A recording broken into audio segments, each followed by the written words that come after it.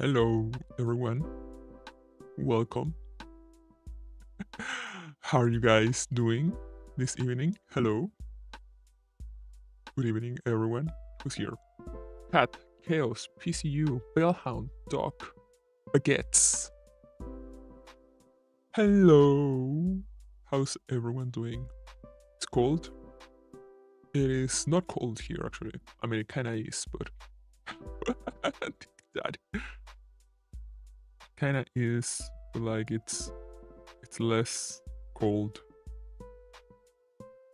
than it used to be. So we take those.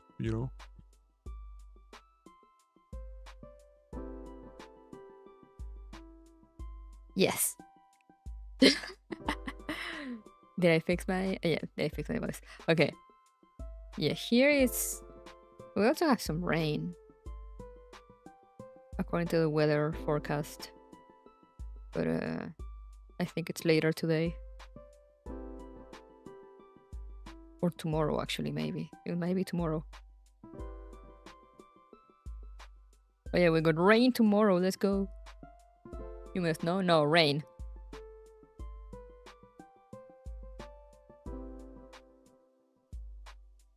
It might snow again next week, though, according to this. Damn. Snow in April? That's insane.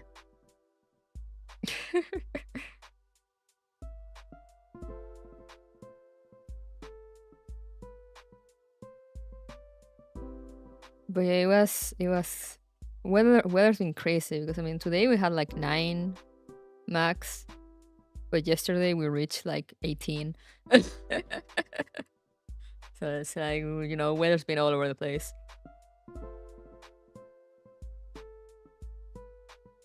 More snow? Yeah, more snow. I don't think snow in April was such a common occurrence before, but this past few years, it's been a pretty common occurrence. Snow in April. But usually we like when it comes to like March and April, we usually just get like the day of snow, and then like it rains the next day, and like all the snow is gone. So it's not as bad as during winter per se. Already turning on my AC here. No, here is still cold at night. Like it gets warm during the day, but then it gets colder at night.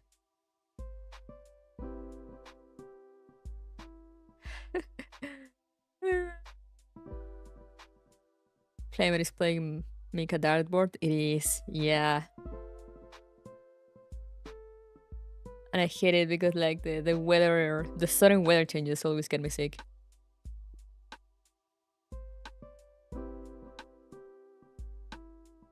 It's got a nice one turn on the heater. Yeah. Yeah, same. But we have also been like, yeah, opening the windows a little during the day. Finally getting some ventilation after months of everything being closed. Woohoo!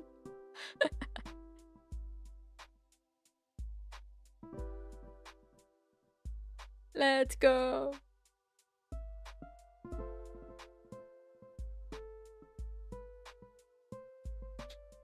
But yeah, that's been the weather here. So scared out.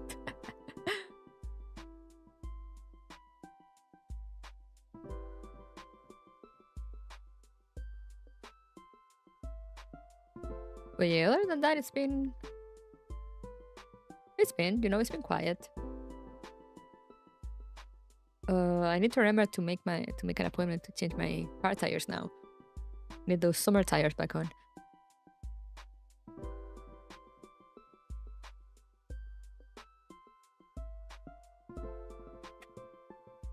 But yeah, it looks like there's gonna be some rain tomorrow. We've been getting more and more rain lately. Now that it's not snowing as much.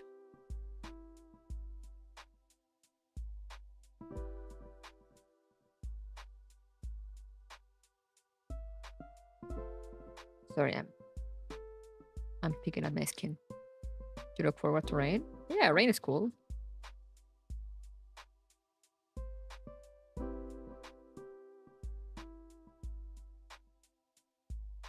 It's better when you kind of stay home though, like. But otherwise, it's cool. Yo, hello.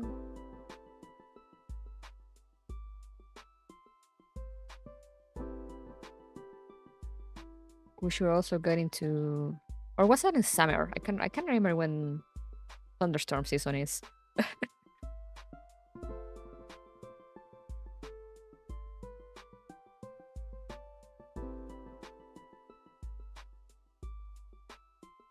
Have dinner? All right. Summer usually. Yeah, I feel it's during summer. That's all the thunders, all the storms turn into thunderstorms,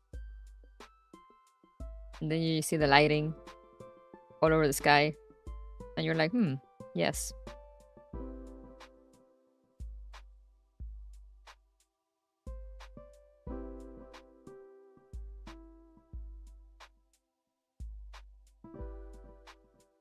it's cool.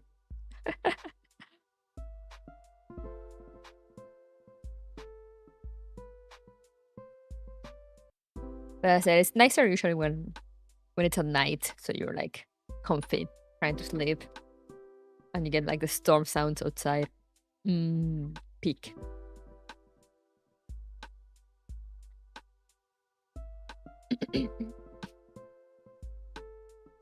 Have you watched the DMC anime?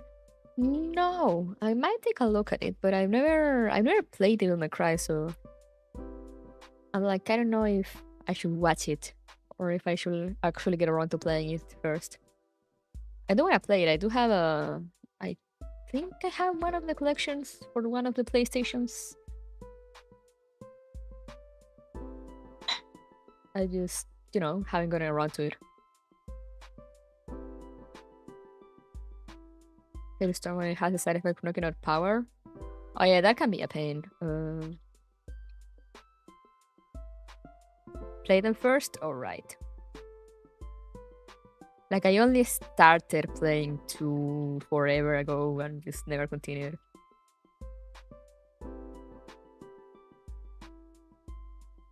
It was indeed the storm that was approaching.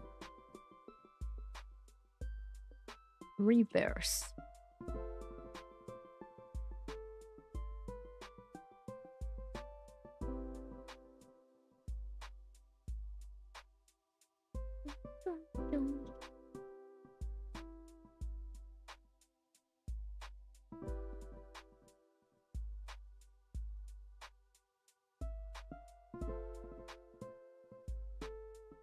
Two is the worst one. Wasn't that 4?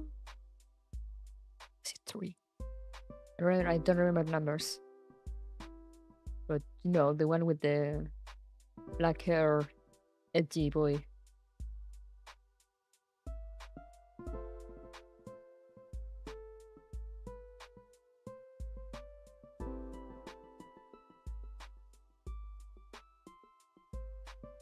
Sure he wasn't that pick.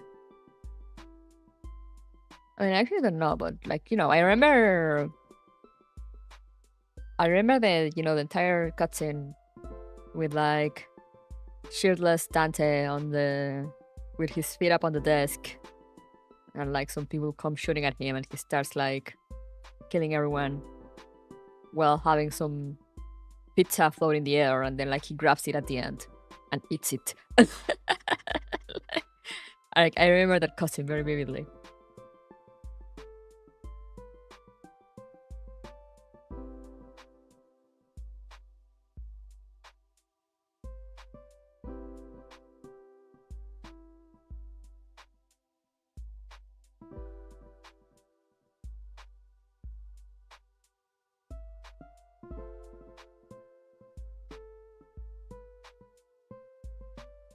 What's this? Oh.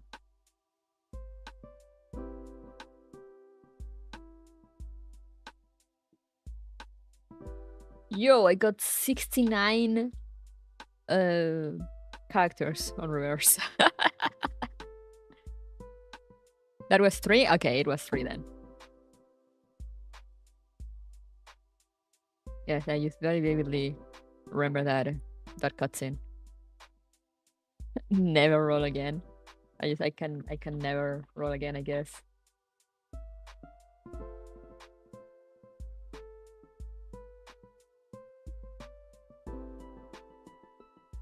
I'm gonna send to my friends.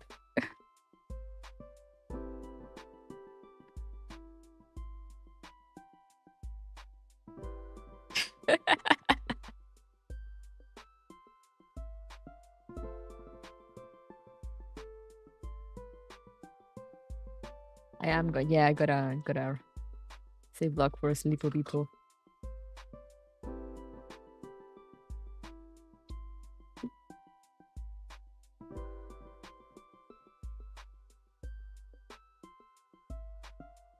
So for Nintendo stuff lately with Switch 2? I don't have many thoughts, honestly. The console looks alright. I'd probably wait until there's a special edition or something to get it. Since right now I have the OLED, but I have like the Pokemon version, so I'm not gonna change it for a plain old Switch. I don't really like how they drop the colors on the Joy-Cons. I kind of like the 2-color Joy-Cons. It was cute. And oh yeah, Silksong finally dropped for all the Silksong fans.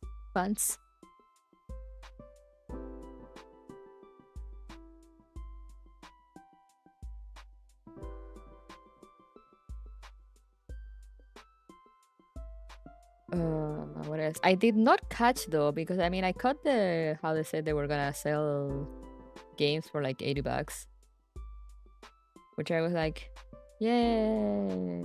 No more price raises, woohoo!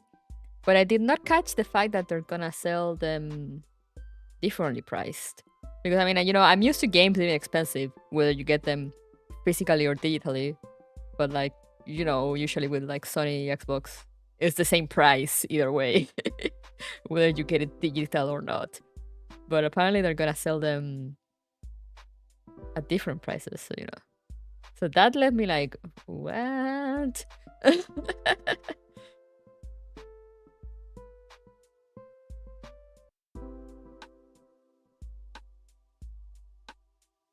I'm sure they'll do colors or plates, especially once an Animal Crossing drops before Silksong. GameStops aren't gonna be happy about that. Yeah, that's kind of insane.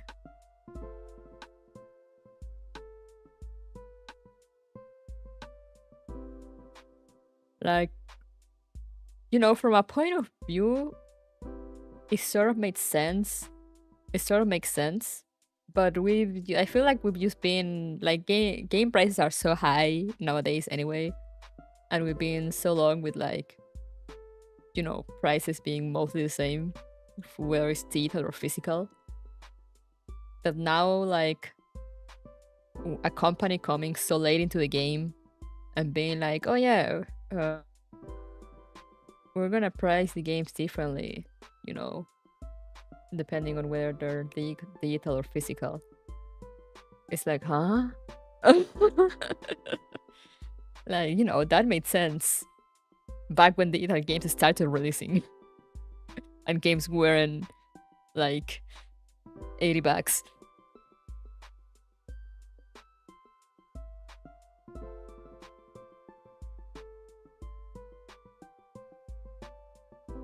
And it makes less sense because they're gonna, they're going the Sony and Xbox route, in which the game is not actually on the cartridge. The cartridge just has like digital key that allows you to download the game.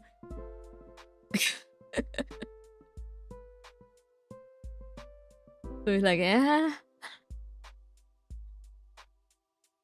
charging 10 extra bucks for a piece of plastic with a key inside that will give me access to a game.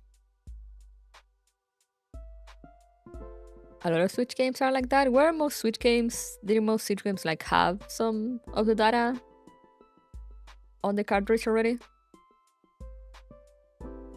That's why, you can kind of put the cartridge in, just wait a bit for the game to install and you can run it right off the bat instead of having to wait like 2 hours for the game to download, like when you buy a PlayStation game.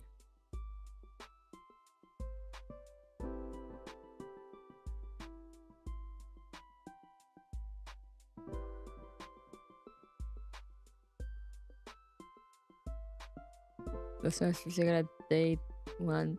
Okay, but I'm not talking about day one patches and stuff. You know, that's another thing entirely.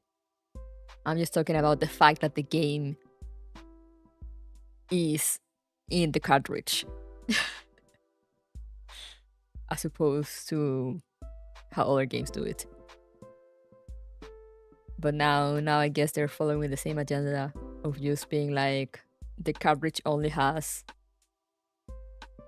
like a digital key so you can download the game.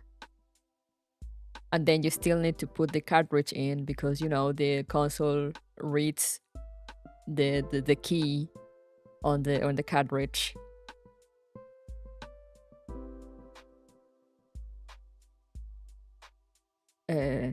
So you can play the game. Back to Ataris.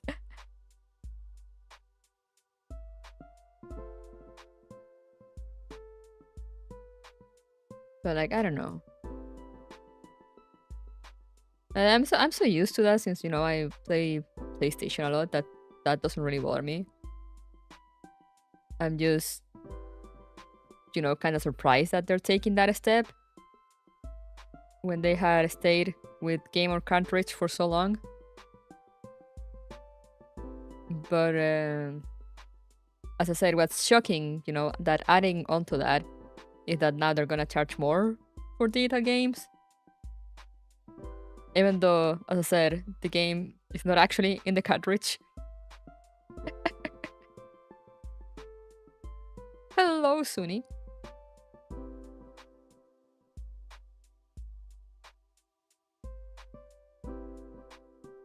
So it's like, huh? Because as I said, you know, like Xbox and Sony has been doing it forever already, but their games are priced the same, whether you get them physical or digital. The only difference is that, you know, when you buy them digital, sometimes there's like sales on the digital stores that might not reflect the sales on like physical versions or of stores. Well, other than that, you know, the price is exactly the same.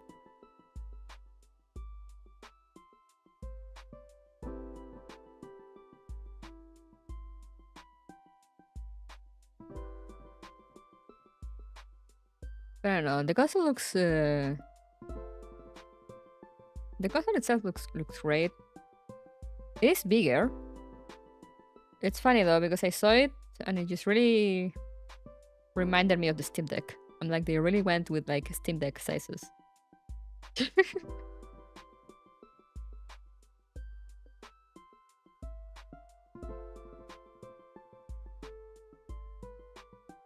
Mostly bought my Switch One stuff secondhand for cheaper when possible.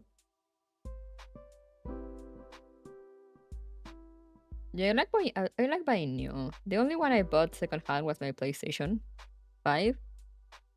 Because, you know, I got it in like the middle of the pandemic when there were no PlayStations available anywhere.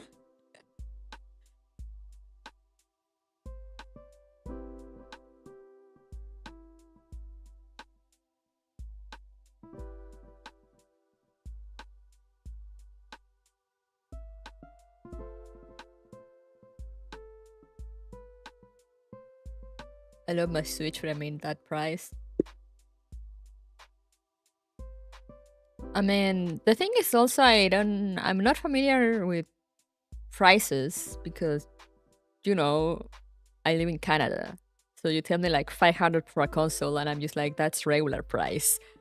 I have no clue how much the Switch costs in American dollars, in US dollars. Because like I bought my Switch OLED for like 500 or so, or 600. I can't remember, but you know.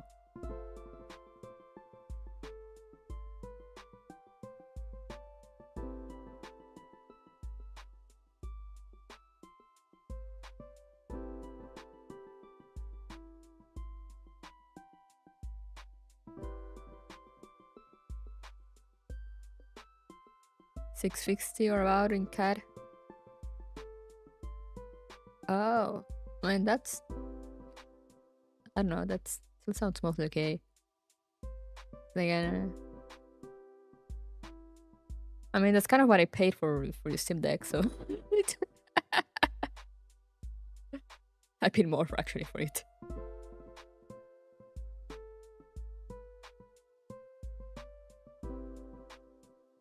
But I'm like, yeah, you know, like maybe half a year after. Yeah, that sounds good. Because the thing is, like, you know, I love the Switch. It's kind of like a concept. And I do like Nintendo games. But I don't know, I've always been more of a quote unquote triple A girly. You know, before triple A games went downwards in a downwards spiral.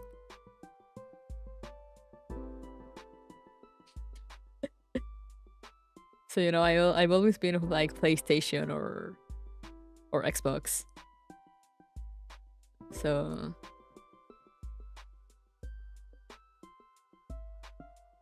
I would be a lot more okay with paying that if I had not just dropped 2K in a sick gamer rig. Understandable.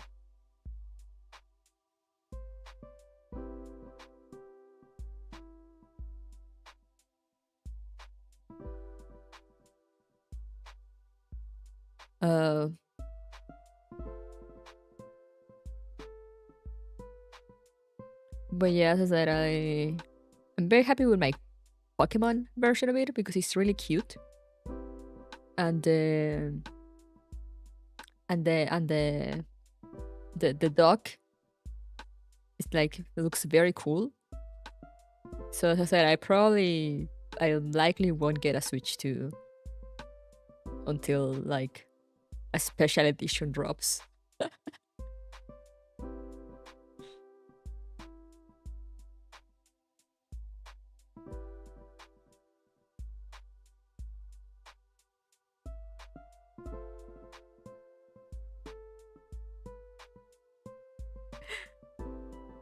Graphic card prices.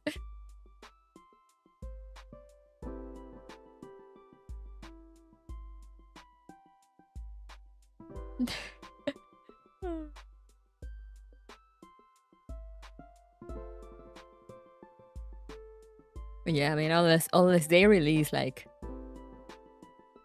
I don't know, fucking Ace Attorney Investigations 7. I mean, not investigation, Ace Attorney. Unless they're like release an Ace Attorney out of fucking nowhere. Switch 2 exclusive. Then I probably would have a lot of incentive to get a Switch 2.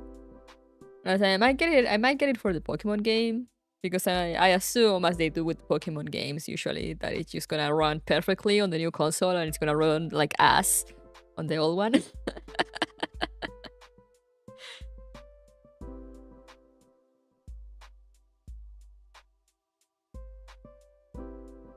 So, you know, if they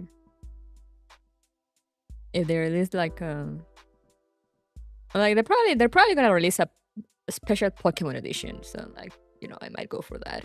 Maybe depends on how finances are by that point also.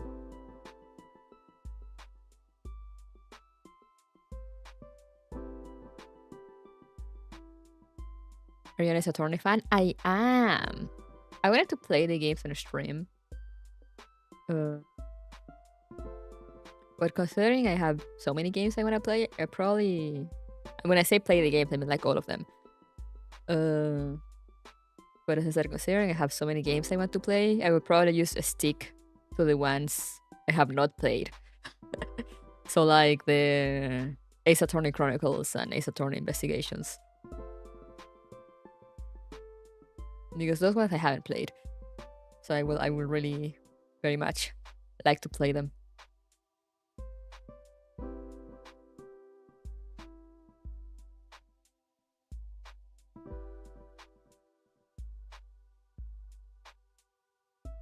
And I would like to stream them just because they're funny.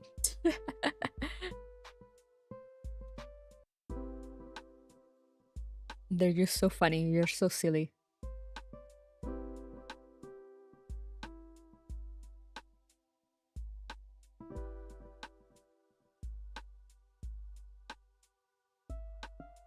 Just gonna do a catch up in the first stream. I mean, if there's or you know, if they do release Ace Attorney 7 and I do decide to stream it, they probably will just be like, quick Ace Attorney recap. These are the characters. It's gonna Ace Attorney quick lore TLDR. And then I just jump into 7.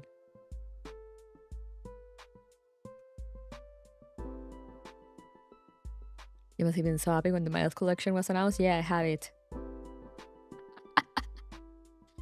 I haven't played it. That even I might stream if I find the time. If not, I might just play it on my own. But you know, I have it on my backlog. Either way, I will play it, whether it's on a stream or not.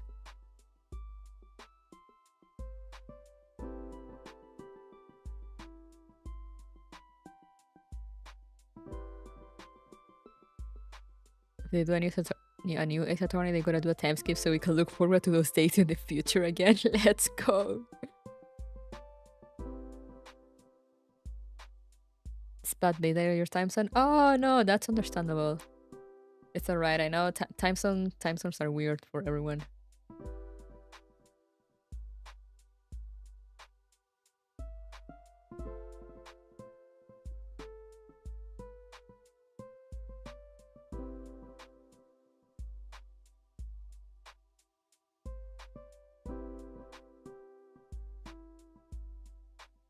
And we get Maya back full time.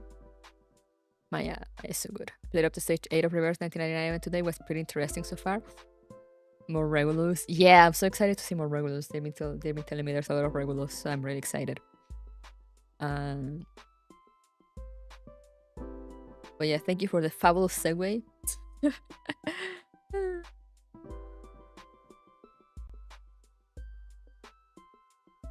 Let me just fix this so we can jump onto the game.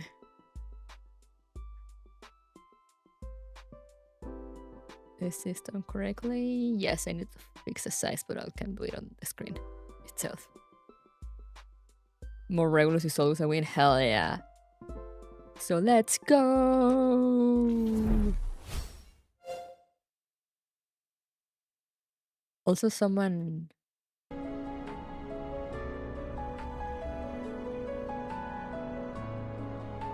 Let me adjust the volume. Someone asked Federico, like, I don't know which minute are they in. That's too much. Because I don't know, they're talking about Mika games, which, you know, it's always appreciated, but it kind of came out of nowhere and I'm so confused.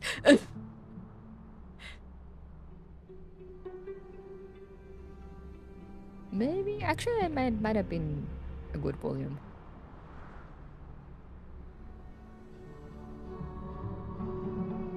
Anyway, I'm counting on you guys to let me know if the game is too loud.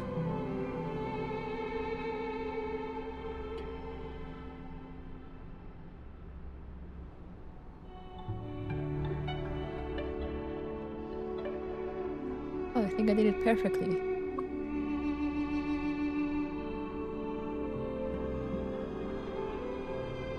Alright, Chaos, bye-bye! I was talking that moment with Garcia Theater where they just straight up use code bakery CG. It's okay. It's okay. Let's play together. I don't remember, Sia?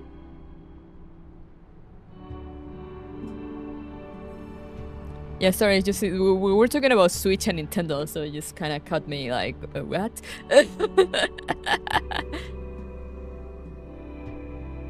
Can't hear the music very well, but it may be because I'm using headphones. Yeah, no, I think the volume should be fine. I don't know if it might get too loud at some point, or you know, if anyone wants it louder, we can go louder. Me too, but like my high, bit random. No, it's alright. As I said, it just, and also since you didn't like mention anything like, oh hey, remember, I don't know, like remember this part of the Cartesian Theater or anything, you just went straight to like, Mika just did this, blah blah, and I was like, what? Who brought up Mika? I was so confused.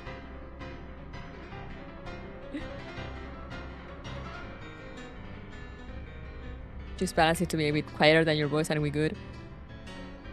Yeah, that's what I usually ask because you know I adjust the volume differently. You know, I have a different balance for my headphones and for stream, so I'm not sure actually how a stream sounds.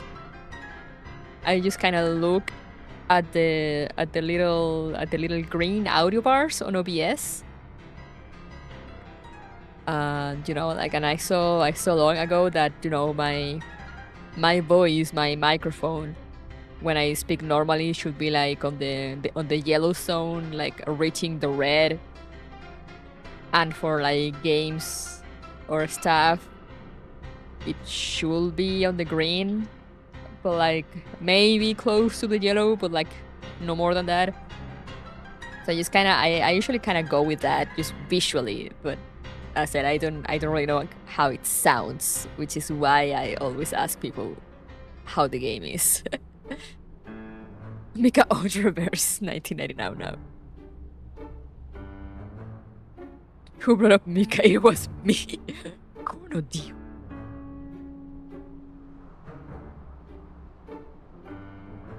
I mean, like it should. Yeah, you know that I usually just go with that in the. Just visually, I'm like, okay, I am reaching the red, but like I'm not constantly on it, but I'm reaching it. And the game volume is like on the higher green end, you know, like getting close to the yellow, but not actually touching it. And I'm usually like, when I see that, I'm like, okay, that's good.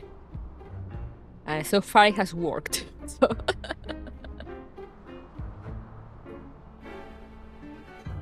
Red makes sound go faster. Yes, exactly. That's how it works. Yeah, but you know the little audio mixer bar thingies on OBS. You know the ones.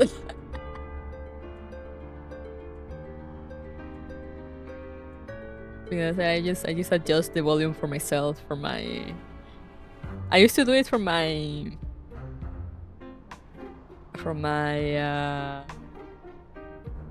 XLR interface that had like a big knob, but now I do it for my keyboard because I got a keyboard with the knob, so now I just adjust the volume from there. It's great. Anyway, it's Regulus time. It's unfair, but first is trailer time. Seriously? You're doing the artificial storm experiment? Here? You're not about to go swimming with my most treasured record, are you? You must understand. This record is a vital element of the experiment. And you need to understand that it's a one-of-a-kind relic of rock and roll! Oh, don't fret. I've taken that concern into account. What? Hey, yo! The closest potential location for the experiment appears to be directly on the route of this cruise ship, the Freebreeze. Wow. My calculations show that we're veering off course. We're accelerating on a southward trajectory.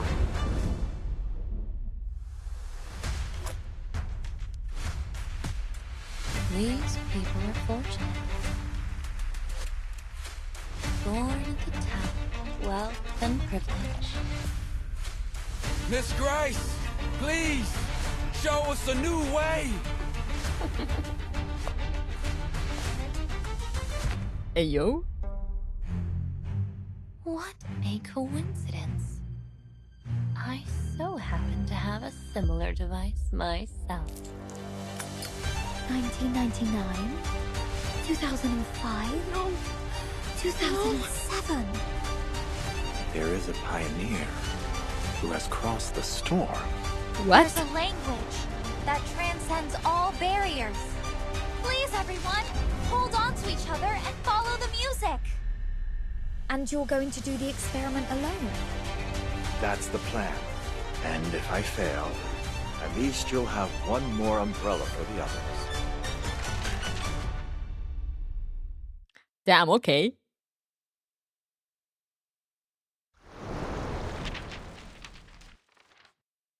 Regulus on a boat, I'm sure nothing will happen. Hey kid, wanna buy some totally illegal CDs? Oh yeah, those were absolutely legal, 100%. That was a trailer, holy fuck. Also, yeah, I'm like, that is the legally distinct Titanic. or was that just me?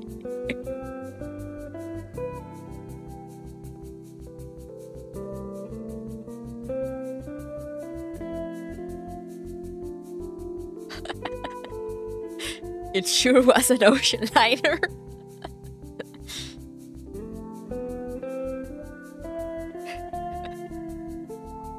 It's Titanic! Due to international copyright laws. It looked like Titanic, but it's not.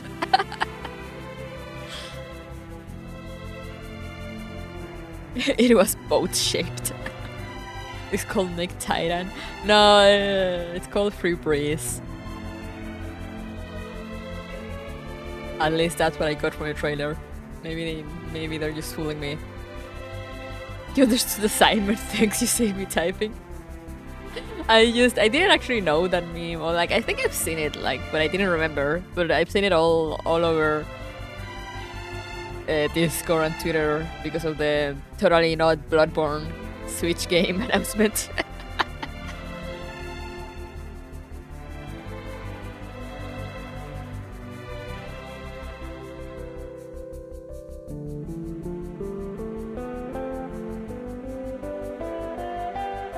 It's Bloodborne. It looks like Bloodborne, but due to international copyright laws, it's not.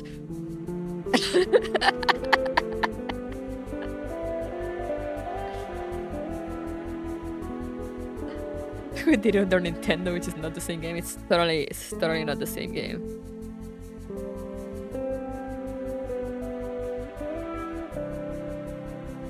It's like,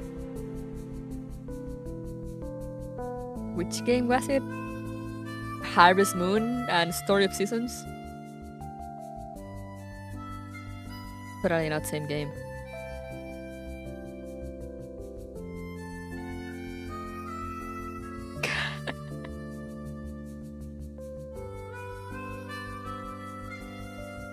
That is such a confusing story though, but I love it. I'm not even into those kind of games that much, but I just love that story. And how they released the game in the West as Harvest Moon, but then I can't remember, they parted ways with the dev, or the dev sold IP or something, but like he had nothing to do with the games anymore, so he started doing his own games, but like, you know, he couldn't call them Harvest Moon since the company is still releasing Harvest Moon games. So now they're releasing as a Story of Seasons. But they're like, if you look into it, they're actually more like Harvest Moon sequels, more than the actual games called Harvest Moon. I don't know, it's insane, I love it.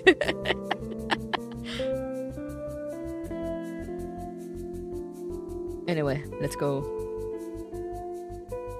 Okay, let's read this. Have the strings ever plucked the heart's tune? In the night, waves drift south beneath the moon.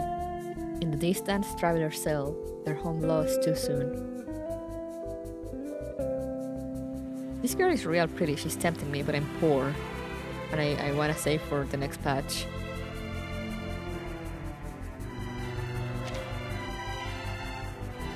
Where the fuck?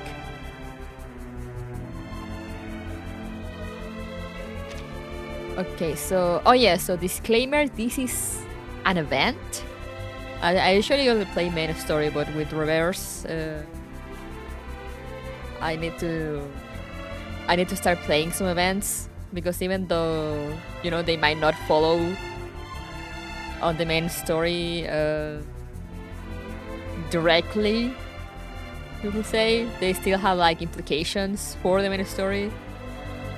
So, you know, I asked my lore nerd friend, and I'm like, is this event like main story relevant, or can I just play it on my own? And like the previous one, I could play it on my own, so I played it on my own. This one, she was like, no, there's lore. So here I am. So yeah, I don't know. I don't think it follows the timeline we left on for last chapter. You know, for Brazil. I don't think it follows directly from Brazil. Oh, let me grab my stuff. But you know, there will be main story repercussions coming out from it. Daddy is home. Sometimes he's home early. And it does reference main story events. Barbecue. She sings? Oh no.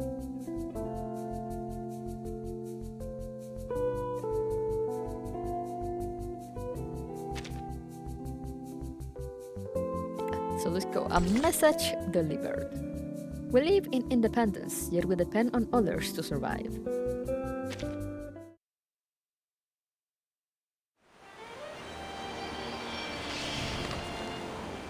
Oh, okay. Yo, they're totally not Titanic.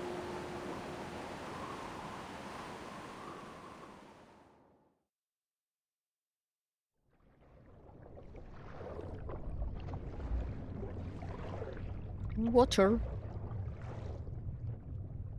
That looks ominous. When the first proverb appears on the shell, we reach the shores of elsewhere. The island, the upturned palm of Mother Sea. The once drifting boat now beds itself in the golden sand. When the second proverb appears on the shell, we kindle the fire, the crackling warmth, the spark of hope. The joyful people are long blessed as one. When the third proverb appears on the shell, we accept the sea's gift. The rolling waves, the plentiful fish. The cool sea breeze cradles us. When the fourth proverb appears on the shell, we face the test. The salty tears, the longing gaze. Beyond the sea, I find no home. Beyond the sea, I find no home.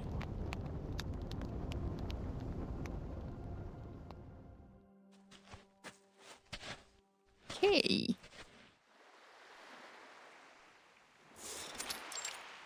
Beach, Nukutayao. You did well today, Tutu. Thank you, Kamitsa.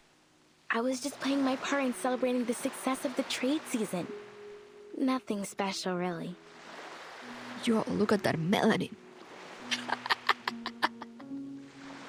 But what are we doing here? What could be more important than the celebration? I've never seen you sneak off on a bonfire night before.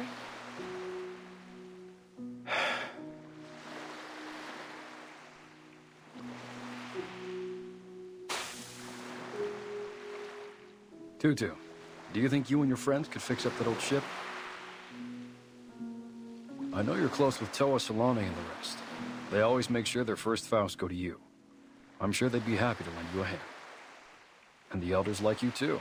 I've heard many of them say they'll leave their spirit shells to you. So you can win their support too, right? Whoa, slow down, Big Chief. Are you saying you want to fix up the quick spear? Yeah. But why? We've kept it docked for years. Maybe one day we'll need to set sail again. To fish or spend some time on another island. But the merchants already come by every few months to bring us hollow fruits and red snappers. Why would we need to sail? Is this Moana? Kamura paces back and forth in front of Fatutu. The words are stuck in his throat. Yeah, but what if a storm hits? Are we just going to sit around and let the waves wash away our homes?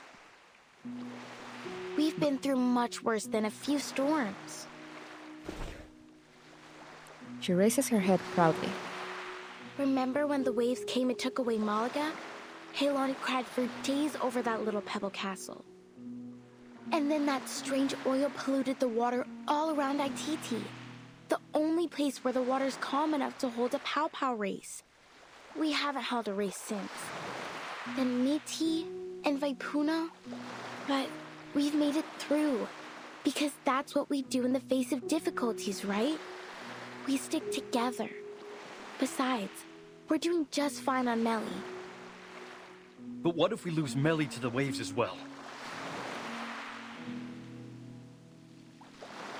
If it comes to that, Tutu, I need you to take everyone and leave. Find somewhere to stay for a while. Can I ask that of you? Sheesh! Fatutu's brow furrows. You've been acting strange, brother. Are you thinking of sneaking off and leaving us? I'm not going anywhere. I promise. Neither are the rest of us, brother. No. You must get ready. Start preparing now. What does he know? Kamura's unusual behavior leads Fatutu to make a bold guess. Something's been bothering you since last trade season. You've been spending a lot of time at the beach, looking out to the sea. Did a witch put a spell on you? You better wear some malacca around your neck and carry nippons and doll sleeves. No. There's no witch. It's just something Miss Grace told me. It's been bugging me. Oh no. I don't trust her from the trailer. Miss Grace? That outsider who calls herself a captain?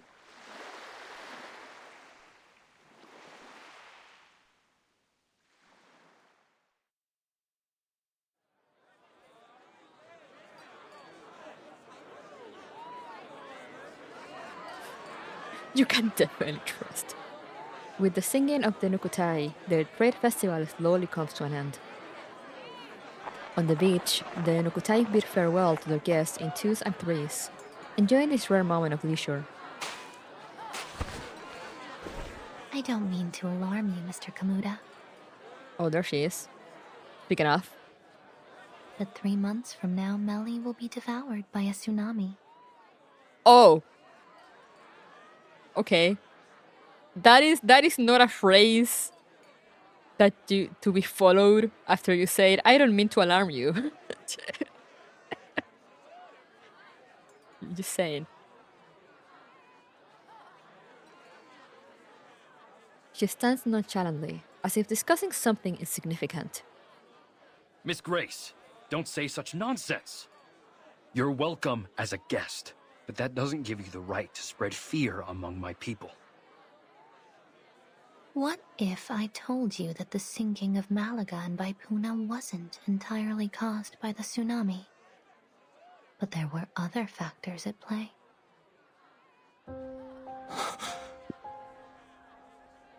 It is true that the tsunami sent them into the sea, but long before it struck, foreign military forces had been eyeing the islands for their strategic value. Those rumbling sounds, they weren't thunder? They were torpedoes launched by humans. Oh. She presents a thick document in her hand. And I have some unfortunate news regarding them. Kamura grabs the cold, impersonal stack of white paper. The area is now under martial law. Any development plans for the region should be revised accordingly. Yo, that's English. If only I could zoom in and read it. I desire to...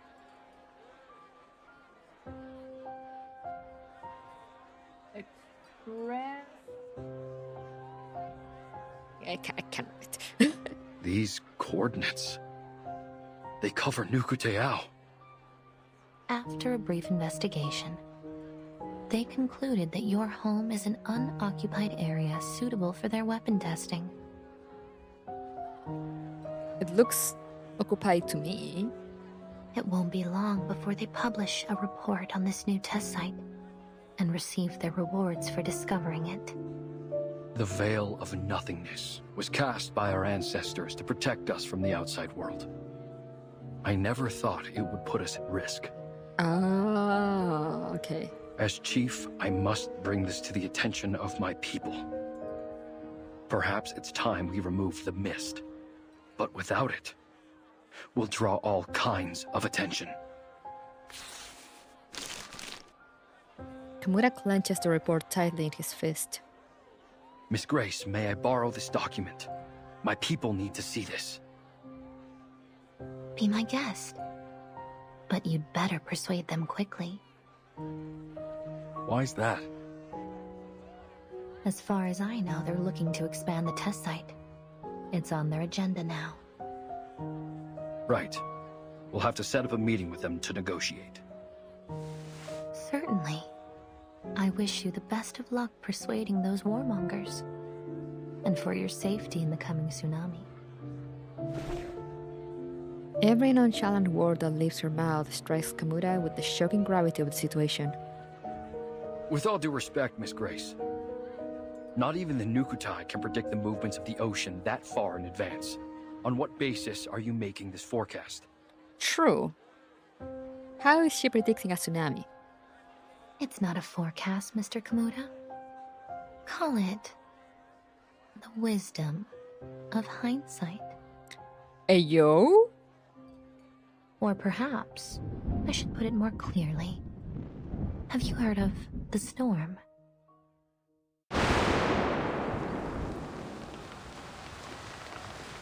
I see. Kamutza! Kamutza! Brother!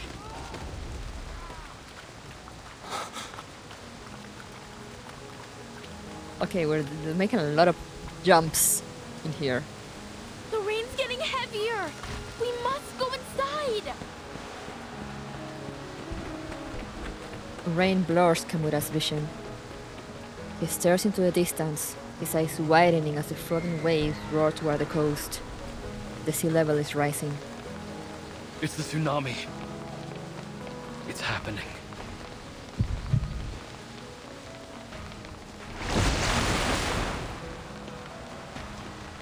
Like the soil beneath the ever-rising waterline, Kamura's murmured words are quickly buried. The sea has almost swallowed the whole atoll. What's going on, Tutu? Kamuta? A worried figure hurries over. No time for questions, Toa. We must bring these baskets to safety. Fatutu is already pushing as many woolen baskets filled with berries and bundled material as she can up to higher ground. Her hands are a sore red. Her face is stamped with desperate determination. There's food and clothes in there. Here, I'll give you a hand.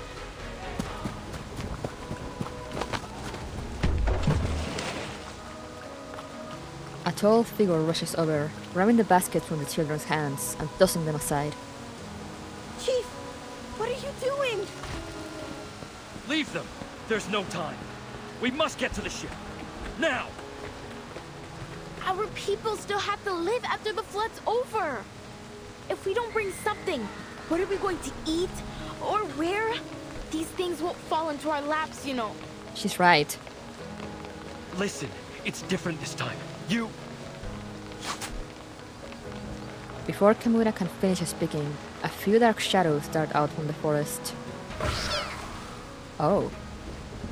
Mutu! Watch out!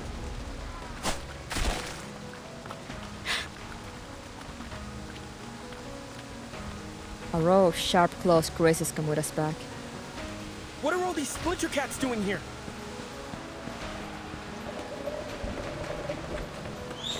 The near endless search of critters starts to create an even greater panic.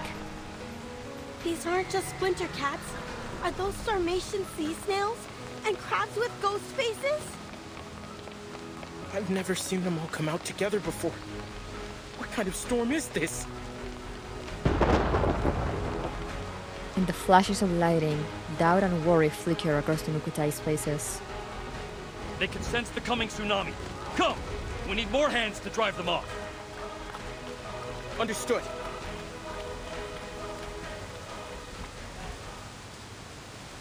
Damn, okay. Random critter event. Recommended mineral. Do I have? Oh yes, I do. This is level 30, right?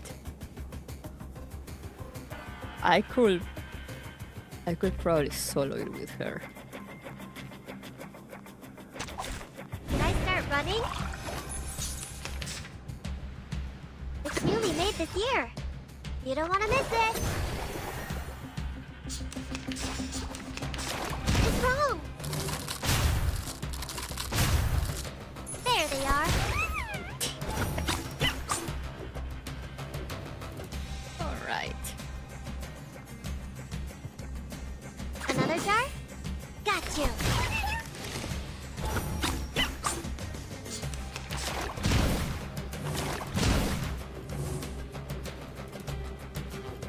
It's newly made this year.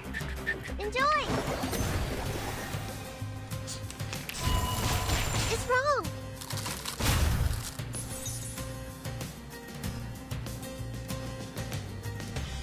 Coming! Hehe. I'll fill the cup for you.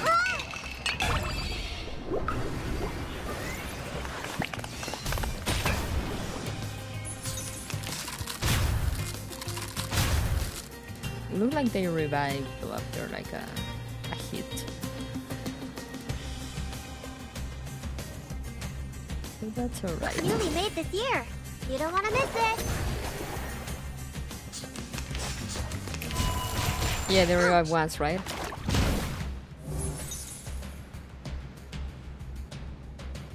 It's fine, they barely Another hit me jar? anyway. There they are.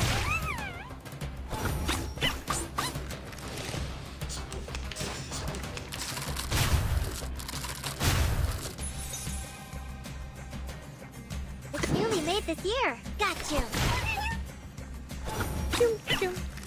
There we go.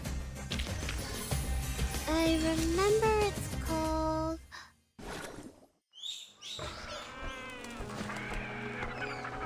Back to the chaos!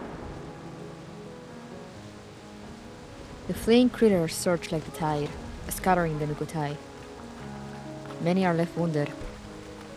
Go! All of you! Now! Everyone get to the quick spear!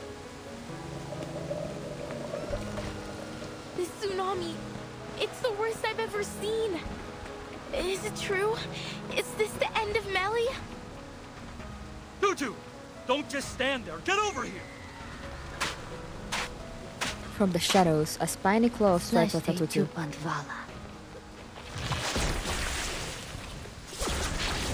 What she said.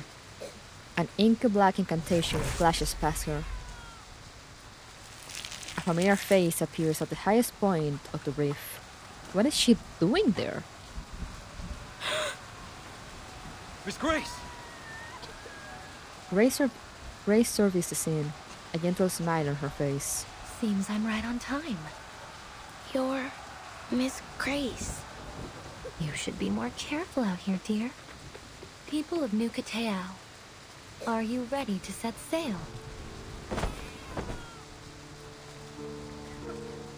The pale shadow gracefully lands beside Fatutu. Set sail? No, no. You've got this all wrong, outsider. We're not going anywhere. We New Kateo will not abandon our home. The string of shells around Fatutu's neck heaves along with the defiant breath in her chest. Tutu, wait. Maybe Miss Grace knows a better way. She pulls away from Kamura's hand. Refuse all you like, miss, but your homeland will be completely submerged before long. Her words are light, almost careless, as they toy with this unmoving rock before her. We appreciate your help, Miss Grace, and we'll make sure to return the favor as best we can. But we don't find your view on the situation all that convincing. You don't, do you? The critter, now bound by Grace's incantation, is pulled before Fatutu. Take a look at this little creature. One of nature's many remarkable creations.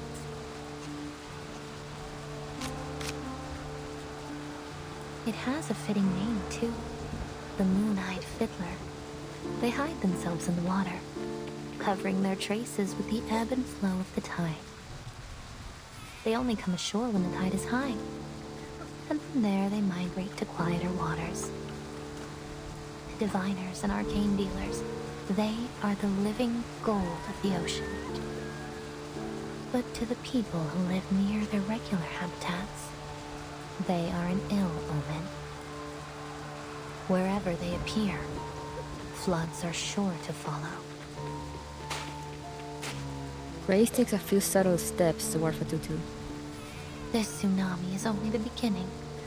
Animals migrate and leave their homes behind when conditions become unfavorable. You should do the same. Look around you. Think about your people. The tide of critters seems to have subsided, but the Nukutai still bleed. Fatutu can clearly hear their labor sighs and gasps. Tutu, it's okay. We know you have your reasons.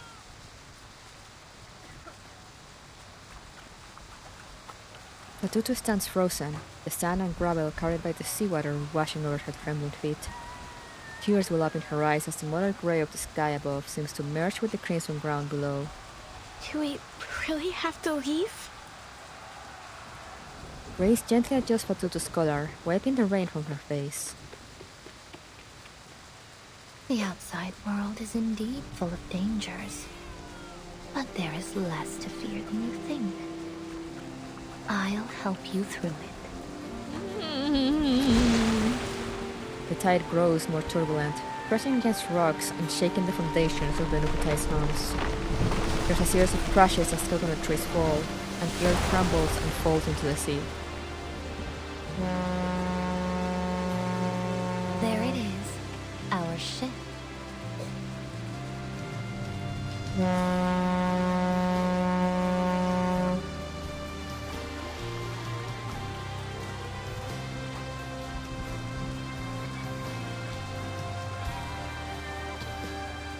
I see. She sounds like a really trustworthy person. Yeah.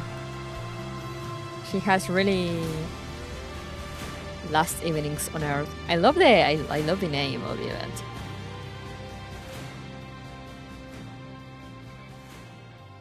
But yeah, she has very trustworthy vibes.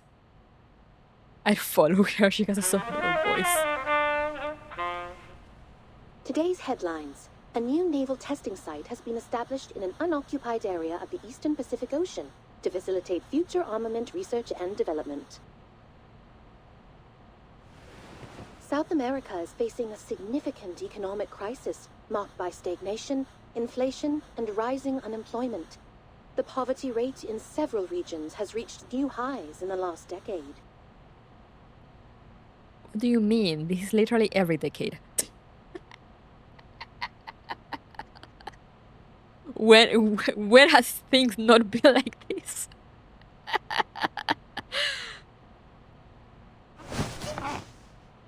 The Ocean Conservation Association is calling for greater attention to be paid to the oil spill near the archipelagos, claiming that the relevant organizations have yet to launch a full investigation into the cause of the incident.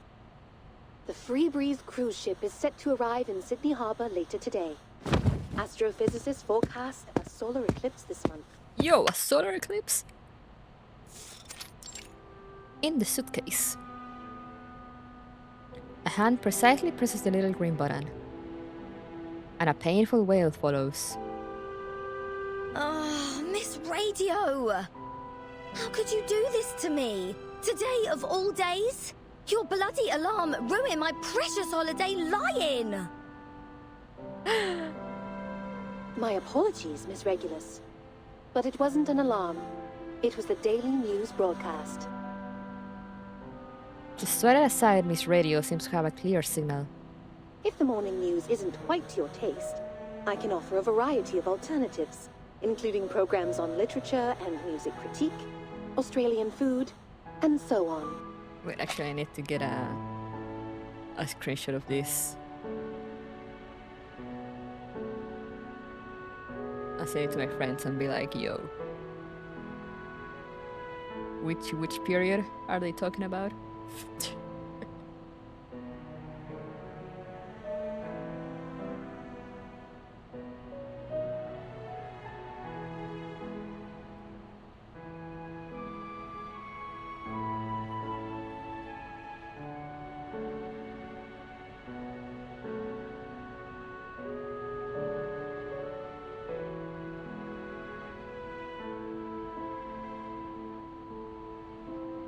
Alright, let's continue.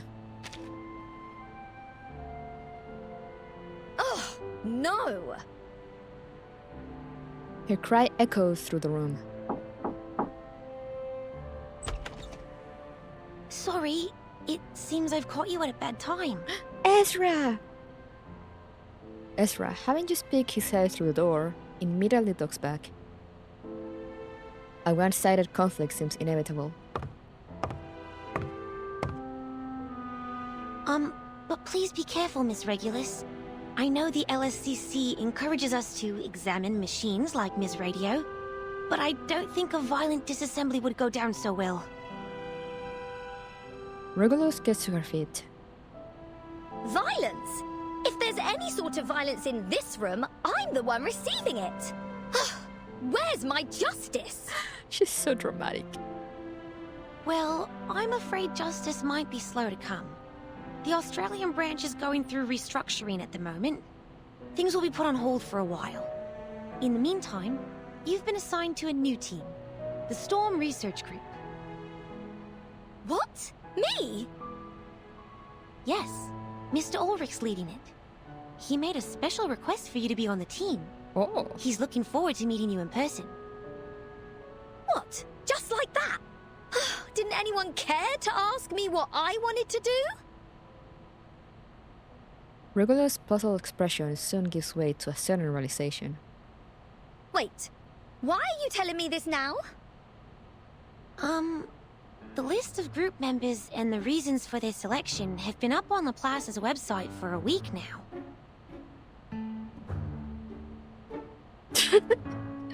Speechless. And today is its official founding day. You should be there, as a Laplace staff member and an important part of the new team. Huh? Hold on a minute. As far as I'm concerned, I'm still on Team Timekeeper. And, more importantly, I'm still on my time off. Good to see that you actually paid attention in our last group meeting, Regulus. Wow! The owner of the suitcase, Regulus' savior, the great timekeeper, arrives at the door. Vertin! Oh, thank God you're here. Go on, tell them I'm still on holiday. The fast-drowning pirate is hoping for a life preserver. Sorry to break it to you like this, Regulus, but today's our last day off. You can't be serious! Of course I am. Also, Mr. Ulrich has invited us to attend the ceremony in La Place. Shall I give you a moment to get ready? No!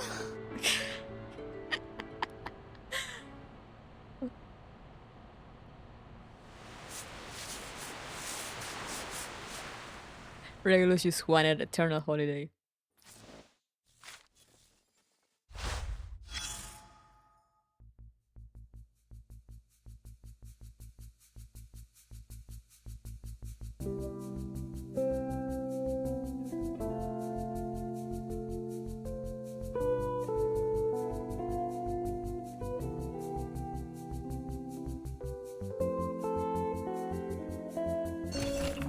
Unofficial map. The nameless black dots on this parchment cry out for annotations. What's this? Excerpt from a history of arcane ethnicity. Due to the reclusive nature of the Nukutais, our knowledge of this enigmatic people comes only from the sparse accounts of a few trading ships that had contact with them and the legends from neighboring societies.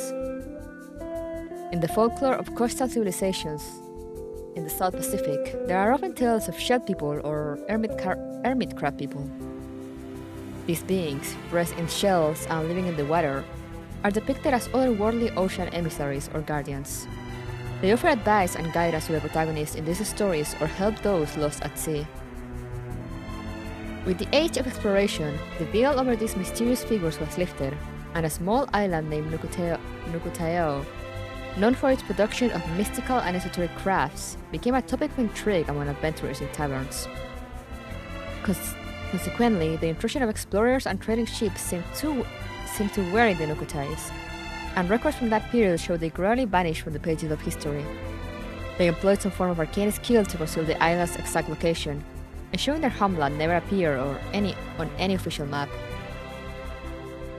Today, with advancements in maritime technology and increasing global communication, it is only a matter of time before the island of the Nukutais is rediscovered. The author can only hope that this inevitable encounter will not bring undue harm to the Nukutais, wishing that they can integrate into the global community through peaceful and friendly exchanges. May the final chapter of this age of exploration conclude with harmony. Where are we? Yes! Alright, Edgus, have a good night!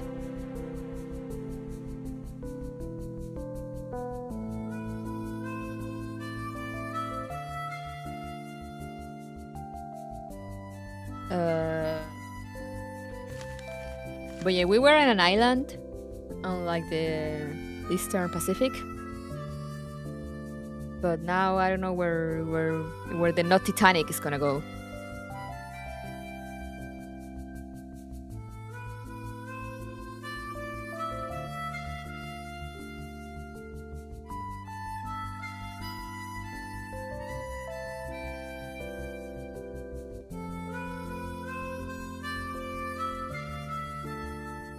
They're in Australia right now? I see. So yeah, they're in Australia. They were just mentioning South America in the news because, you know, they just gotta make it known that our economy and society is always in shambles continuously.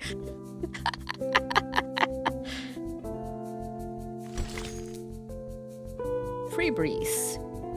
Ah, the sea breeze, the freedom, and the last day of vacation, already slipping away. They're gonna go on the boat though, so we'll see where they go.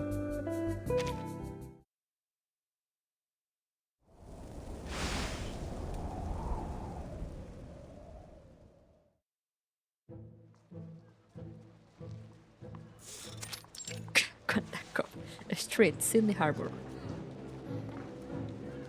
Captain, we seem to have deviated from our route to La Place. What do you mean? Clearly La Place is on that boat. The road to the LSCC is ever fraught with obstacles. A great pirate, Mr. Apple, doesn't simply rely on her compass. She must listen to her heart too. Ah, this Apple thought you were trying to slip away to make the most of your final day off. Regulus? She will never. Well, that too. Like Odysseus returning victorious from the Trojan War, Regulus nimbly dives into one vortex after another. Come get your sucker rat whiskers all the way from Brazil. Perfect for brewing a chill wind elixir. Only 185 sharpadontes. Yo! From Brazil? See anything alike? You won't find a better price anywhere. This is a good price. Do you have more of this stuff? Show me everything you've got. Captain, might I remind you that Miss Sotheby is not travelling with us at this time? Oh yeah, you're right. Does she always get Sotheby to buy things? The temptations before them seem to be endless.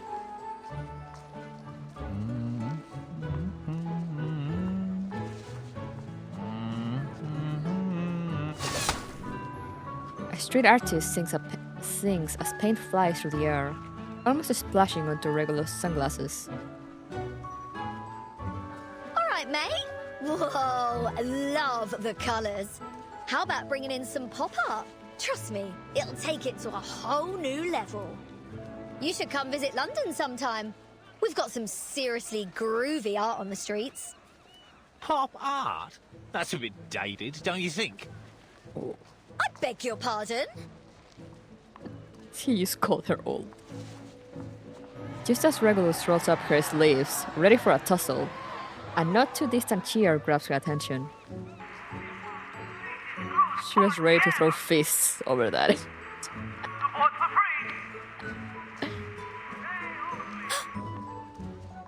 Did you hear that? We better go over there and check it out, Mr. Apple. What is it? Could it be Manus Vindictae? Miss Verton did caution us against the Manus followers we might encounter in Australia. No, it's something much more important than that.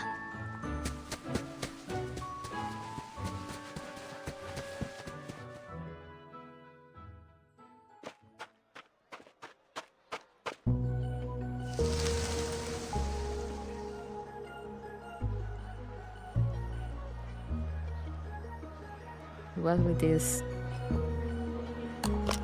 cutting? Look at my baby. Forgot how violent British her accent is. Yeah, she's violently British.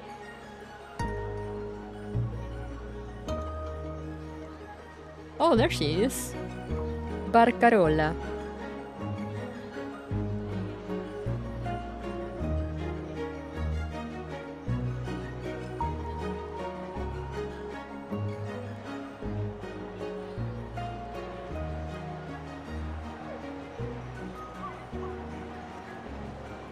Barcarola.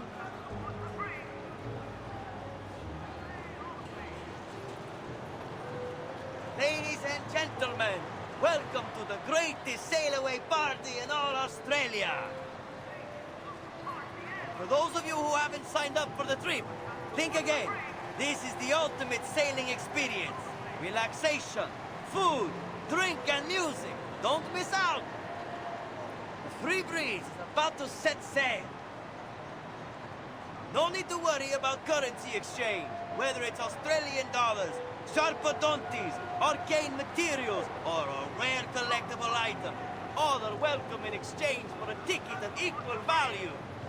A small price to pay for an unforgettable journey with the talented multi-instrumentalist Barcarola and her fantastic crackling box. Oh, I knew this guy was Italian. They forgot our currency child's fingers. Oh, I will always love that typo. The cheers grow louder and louder. We've also prepared a little gift for our most enthusiastic guest. A free cruise ticket! Yo, free? That's what I'm talking about. This apple should have known better. Ladies and gentlemen, the party starts now! Put your hand together for the enchanting Miss Barcarola and her captivating melodies! Barcarola! Woohoo! Compliments gush from the ticket seller's mouth as the star at the center of the stage suddenly turns her face away.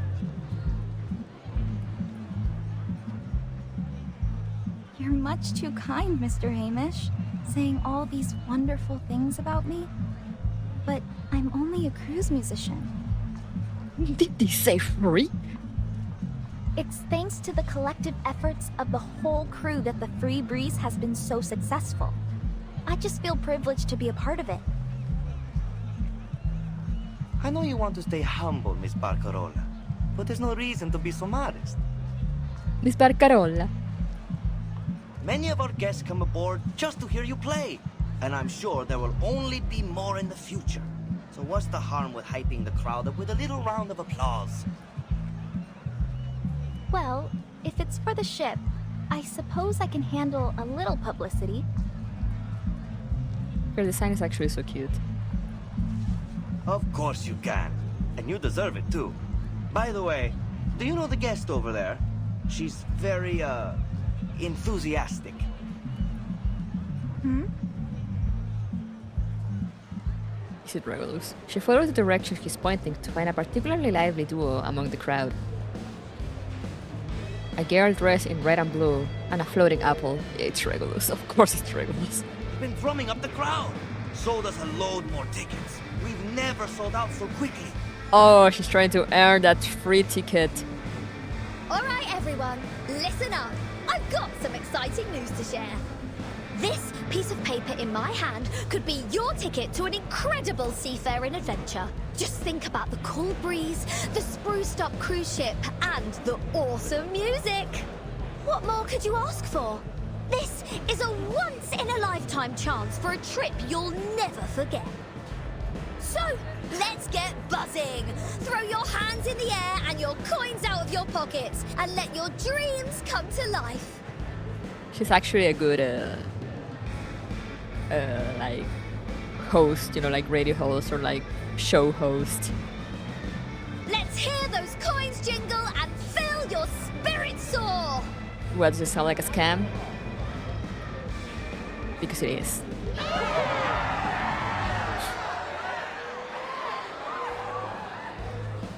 I mean, it actually isn't, but you know, she's making it sound like one. The cheering grows louder and louder. Is she a local? Australians are known for their sunny disposition. No, it's worse. She's British. No one knows her, miss. But to be honest, I'd love to invite her to join the crew. If only the captain weren't so picky with the new recruits. She nods approvingly at the freely dancing figure and clutches her crackling box tighter to her chest. I know what you mean. Her enthusiasm is infectious. Maybe her energy would wake up our stuffy new captain. I'll never understand why the captain fired the old crew and hired a load of people who don't seem to have any clue about music. All they do is make noise, and not the good kind either. Several startled gazes land on Barcarola. We better keep it down, miss. They'll hear us. She can't, she's Italian. He turns, peeking in the direction of the ship before awkwardly retracting his neck. We didn't hear any dissenting opinions about our captain now, did we? No, of course not. The crew members glance at each other awkwardly, coughing softly to urge the embarrassing moment to pass quickly.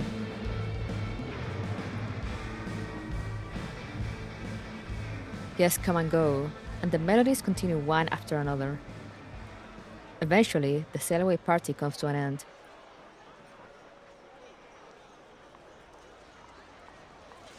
Captain, if I may, perhaps it's time we made our way to La Place. Come on, Mr. Apple. The crowd's going crazy for us. Can't you see how close we are to winning that free ticket? Oh. I suppose you're right, Captain. But the crew seems to be packing up for the day. They what? Regulus quickly intercepts the cruise team before they can make their way back onto a ship. Oh, can I help you? I'm afraid Miss Barcarola won't be signing any more albums today. What about my free ticket? Wasn't I the most enthusiastic guest tonight? Sorry, miss. but the most enthusiastic guess was really just a turn of phrase.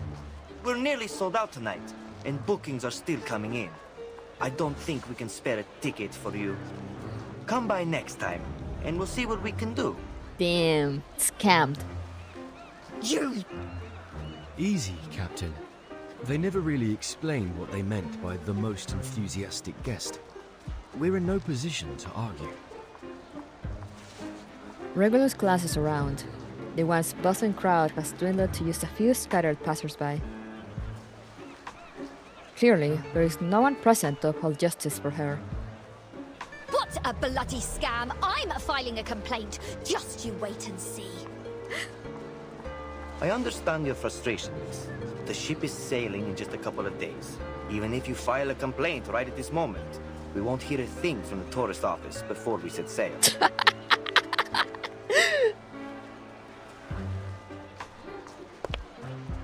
Barcarola frowns and pulls the crewman aside. I feel bad for her, Mr. Hamish.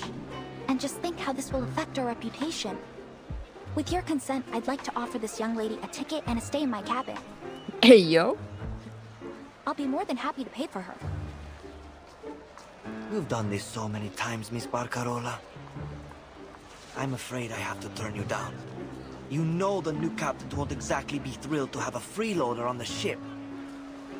But... Regulus barges between the two muttering colleagues. So, how much longer do you need to think up an excuse? All right. In the view of your outstanding enthusiasm, we offer you a special gift for your help with our event. There. Thanks for your support. A stack of souvenirs is thrust into Regulus's arms. Ejected, Barcarola puts out a marker and cries out after her. Wait!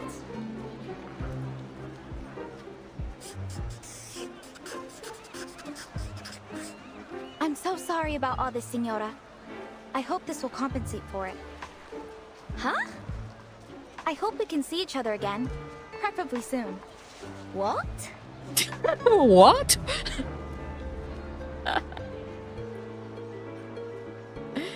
Yo!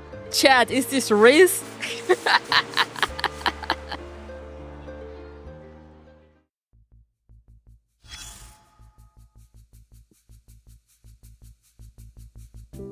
Riz Maxin.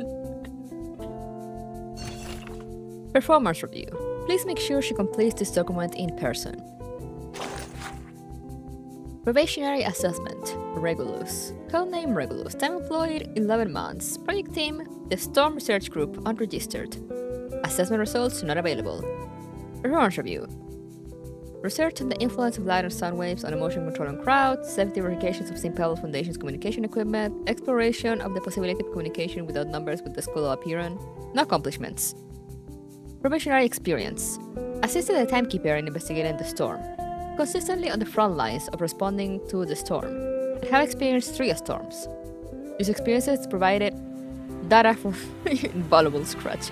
Data for Laplace's storm research. During this operation, her numerous contributions have brought up inspiration to colleagues. In interaction with the St. Paul Foundation and the School of Apeiron, she has displayed negotiation skills, making her a mainstay member of the Timekeeper Squad. Evaluator's comments. Alright, enough with the charade. The only thing in this document that she actually provided herself is this photo. I'll let her join the research group as a former researcher, but she will not receive any benefits until she personally fills in all the blanks on this form. Ulrich.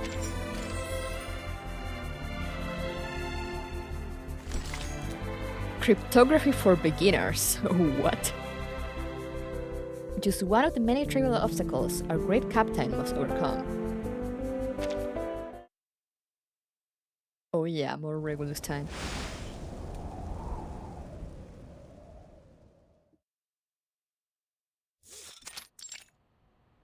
The Storm Research Group.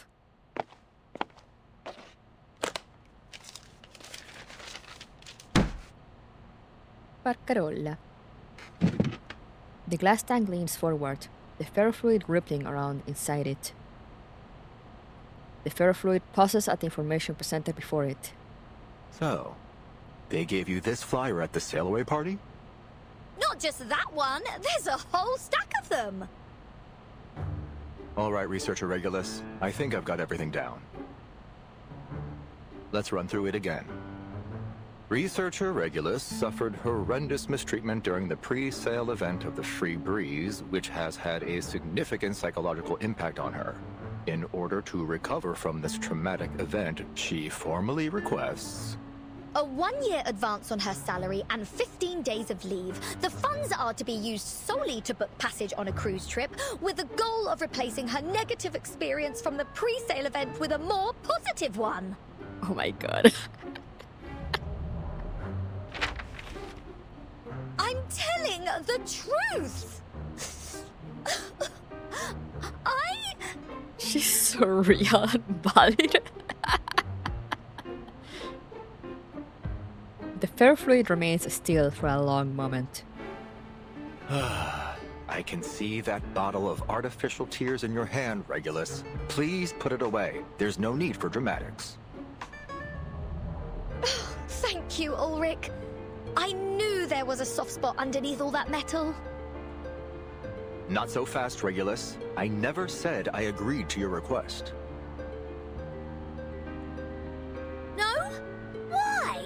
I'm a researcher just like anybody else, aren't I? Shouldn't Laplace be looking out for my well-being? Regulus, you've been working in Laplace for 11 months now, and you still haven't submitted your performance appraisal or published a single valid project result. You've done nothing in almost a year. In other words, you haven't completed your probationary period, so you can't get the benefits of a full-time employee. Damn! She's done wonders for morale, real.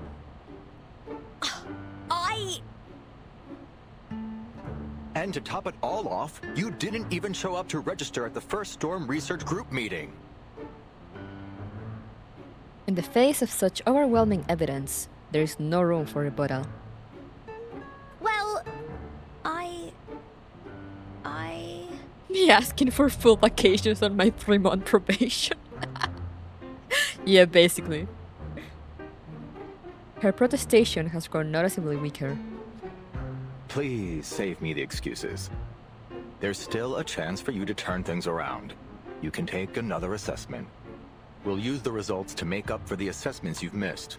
It'll be crucial for your performance review and, consequently, your employee benefits.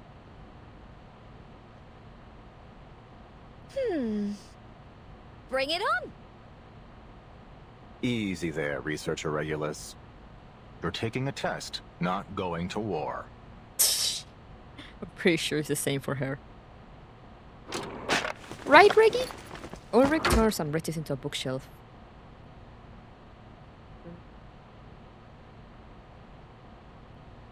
Ulrich turns and reaches into a bookshelf. Clearly, he has prepared for such an outcome.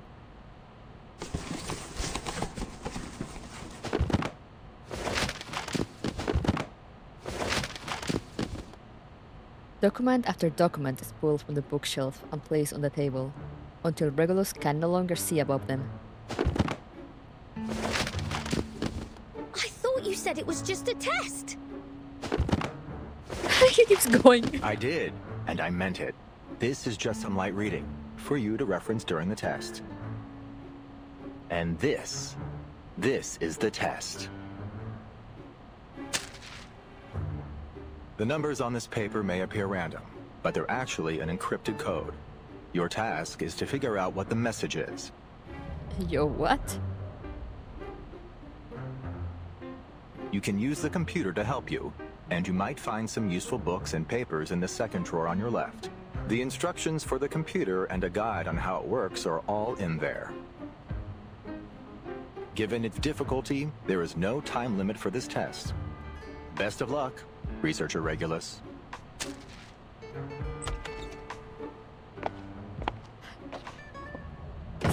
Oh boy. He exits, leaving Regulus to her mathematical prison. Not again. You better keep your word, Ulrich, or you'll be no different than those sailors. At least they didn't torture me with maths. Lend me your strength, Brian May, Jim Morrison, Frank Zappa. She's hugging her discs. Oh, God!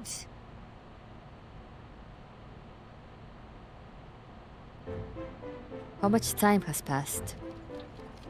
Regulus has lost all concept of it. Yo, the Matrix? Endless numbers dance before her eyes, spinning and blurring together. It's like she's descended into some kind of cursed land of numbers. You're taking a test, not going to war. Captain, this apple has an impression on this. Maybe you were their target because you are an irrational number. Is it really a puzzle unsolvable? Are you scared? All these flashbacks. Captain! Follow me, Regulus. Best of luck, Researcher Regulus. Where am I? Who am I? In her days, she's brought back to her days in Apiran. Why is this happening to me? Is this some kind of cruel joke from that Aperon lot? This realization seems to clear her mind for a moment. There's no escape from those mathematical demons. Somebody! Anybody! Help me! Please!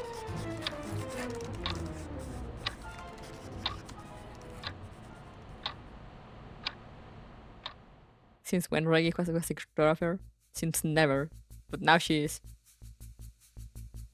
Me during a math test, so real. Stay calm, Regulus. Don't be fooled by that walking fish tank. This is just a itty-bitty little test from Laplace, not the end of your life. I get it now. I just need to add some lines to the border. Aldrich must be reminding me to follow Laplace's rules. Who cares? Yo, Sudoku? She's like Sudoku.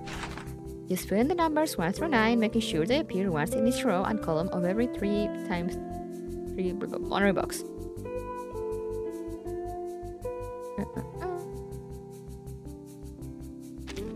Just need to add a 9. A bit of math is nothing to this brilliant captain. Alright, I'm actually very bad at Sudoku. Okay, which number is missing here? 8. But yeah, I don't think this is how I don't think this is how Sudoku actually works. Oh no, because the 8 is there. Oh wait, it's 7. No. 3, there we go.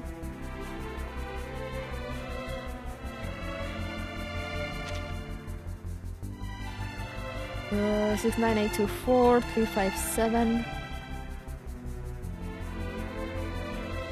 They're only missing one number, so it's like, yeah, you just gotta find the one missing.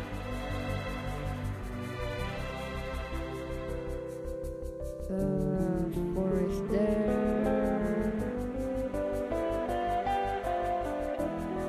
1. Here, 5. Okay, here.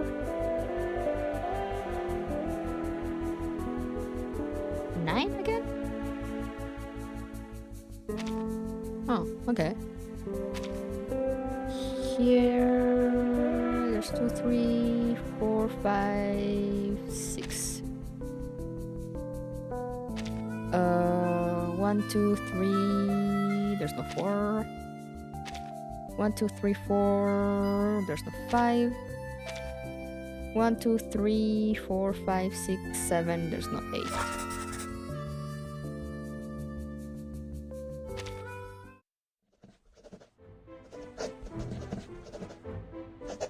The mathematical onslaught seems endless. Ulrich opens the door and takes Regulus' scribbled piece of notepaper. Glad to see you're still in high spirits, Researcher Regulus. But this doesn't add up. I gave you an encrypted code, not a Sudoku puzzle. What do you mean? Regulus looks as though she's just been struck by lightning. Come on, get yourself together. The 9th storm has passed, Researcher Regulus. You've had plenty of time to brush up on your math. Ulrich strides over, picking up a paper from the desk on his way. All right, let me explain. All you have to do is a basic decode and transcription of the result using the Laplace encryption key. See how the 4th from last digits have changed? There are no numbers greater than 24 within the 17th interval, and those in the 18th interval don't exceed 59. So, if we make a bold assumption here, these numbers have probably been coded using Laplace's nomenclature, where the codes of time are always placed between the 12th and 18th intervals. You'll see this a lot here. We use them for ships, satellites, manpower arrangements, and such. Finally, we input the result into the Laplace astronomy database to see if we find any matches, and there. Yes, of course. Understood. A set of photos taken from space. Huh? Yo, space? Are you telling me I spent the whole day doing this just to find a few photos? April 2007, October 2003. Why are there like smiley faces and emojis on it? December 1999, November 1998, June 1997, December 1995, February 2001. Huh. These aren't just any photos, Researcher Regulus. Take a closer look.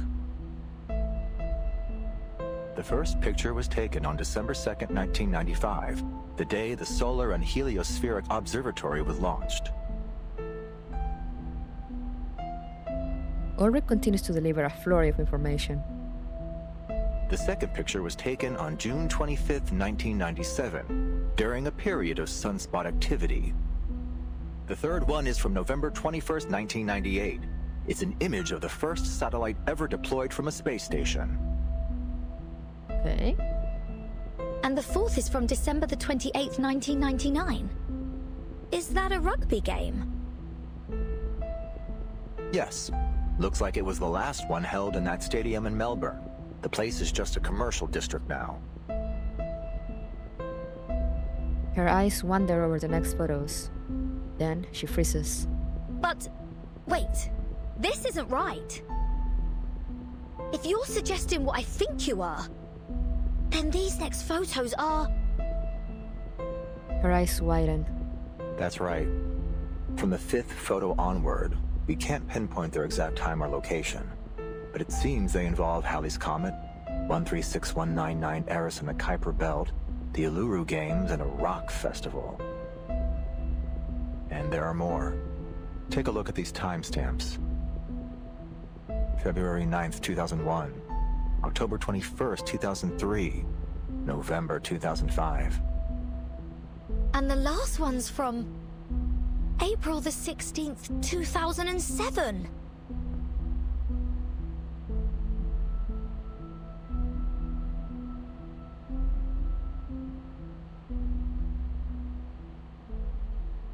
Wasn't that... Ulrich looks out to the endless blue of the sky outside. This proves one thing. Before all our struggles to study and control the effects of the storm, this pioneer crossed the storm unscathed and sent us these images. The storm. That heavy topic. Once again, it rears its ugly head, mocking anyone who dares to make sense of its absurdity. But... Thankfully, there will always be someone who doesn't bend to its desires. Why are you telling me all this? Did everyone else's assessments turn into some kind of top-secret briefing? All I wanted was an advance on my salary. Oh my god, Regulus, please! This is the lore! The ferrofluid gives a stifle pang. Stifle pang. Just for once, could you see the bigger picture here? We've been presented with an amazing opportunity. And all you can think about is your salary? I mean, have you taken a look at the economy, man? I don't care about Lord give me pulse.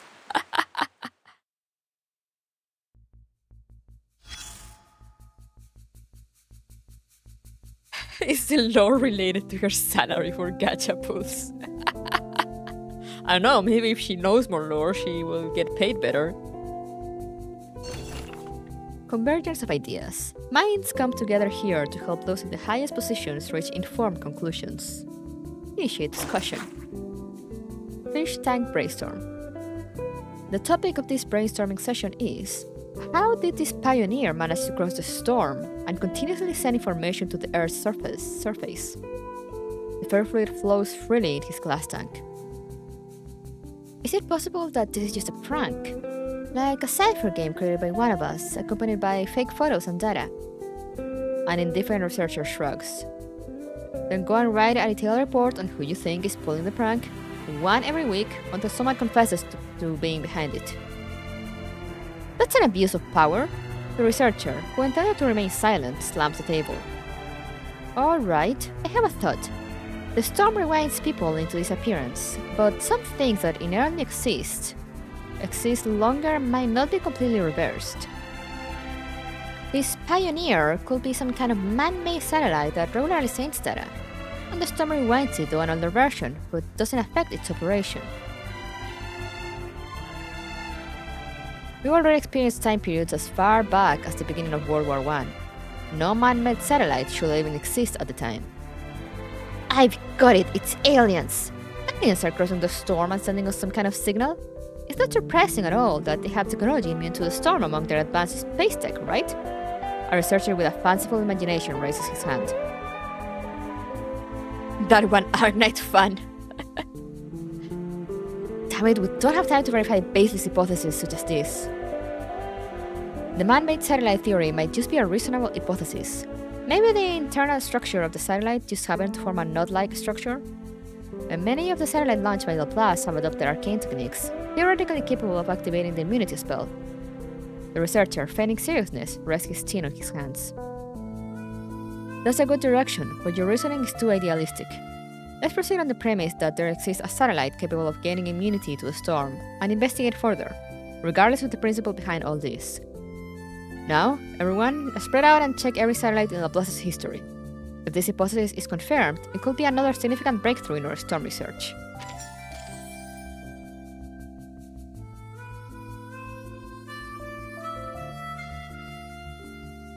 So we have more and more people crossing the storm. Interesting. Music of the era. At the Creator Music Festival, the crowd moves in rhythm to the chorus of Night of Revelry. What's this on the ground? Hey, look what I found!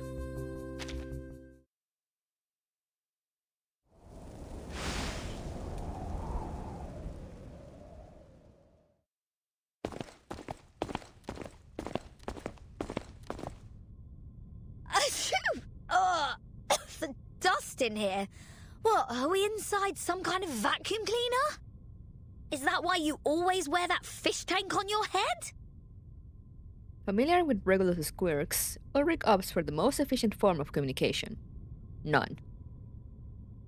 What's got you so quiet? Pulling the strong and silent act now? Here we are.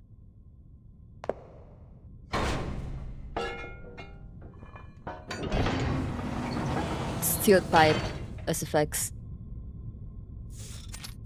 Laplace launch site, Kronula. The site has been utterly neglected. Dust and debris litter every corner of it. Here? As in... The Laplace launch site in Sydney.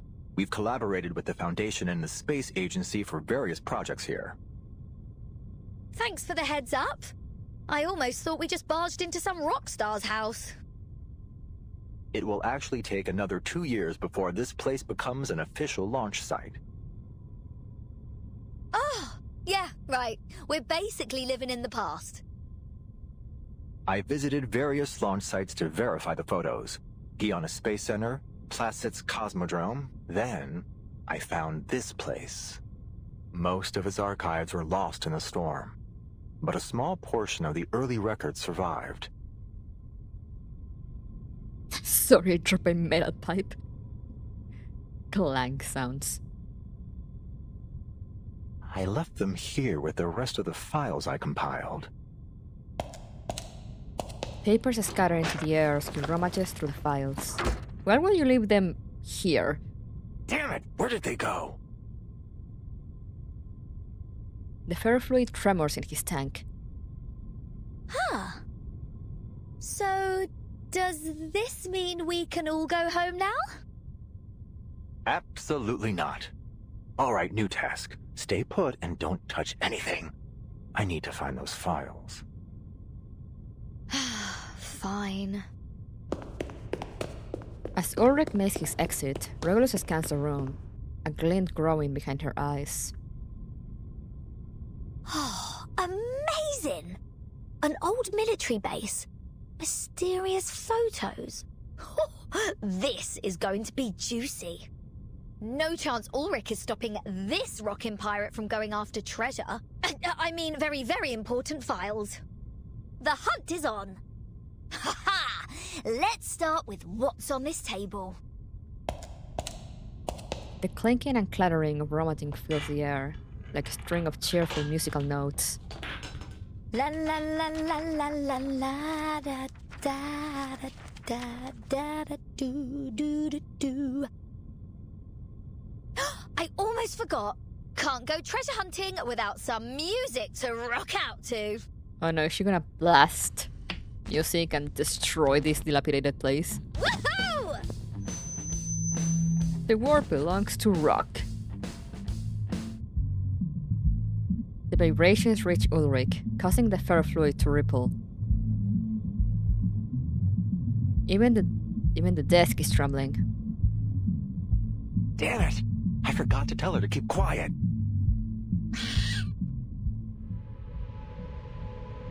The screech of a bear pierces through the pumping music. What's happening? Is this an earthquake? A few agile black shadows leap around the upper parts of the observation deck. The tremors free a note pinned to the wall, and it flutters down to the ground. The handwriting is all too familiar. Investigators report multiple Tripodero attacks on humans have occurred in the area. They seem to regard this abandoned facility as their territory, attacking any intruders. Remember, keep your moments quiet, Ulrich. Ah, crap! This is the note I wrote last time I was here. The ferrofluid ripples violently. Regulus, turn off that speaker, now!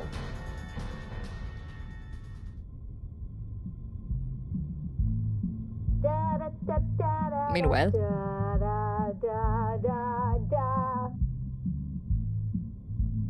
Regulus is too immersed in her treasure-seeking to hear him.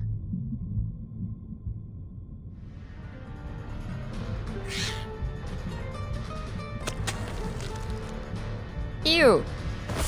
A glob of dark green sludge shoots down from above. Ulrich darts aside, narrowly avoiding the attack. For fuck's sake! For fuck's sake! I knew I should have upgraded my memo module!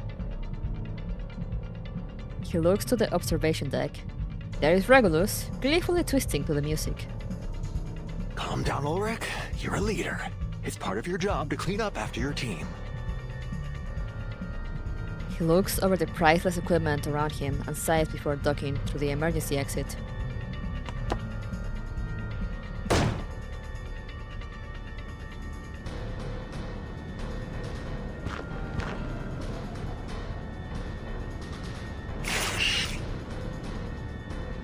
The Tripoderos follow in hot pursuit.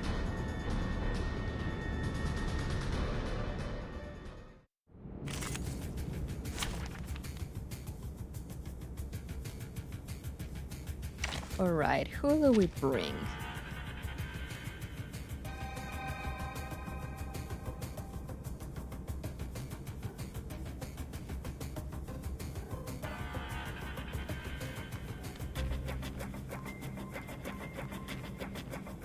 I've been slowly working on my characters.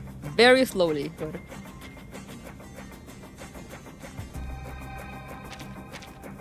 let's just go with them. I have no idea. They're level 5 anyway. Join with us, comrades.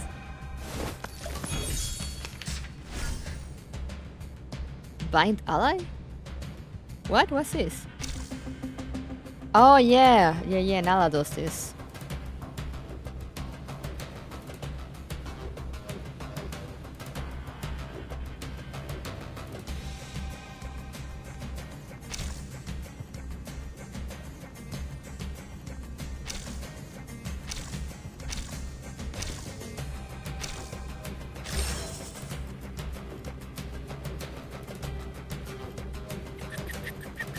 Perfectly understood. It's newly made this year. I admire your courage. Please, allow me. You don't want to miss it. Sharp fangs.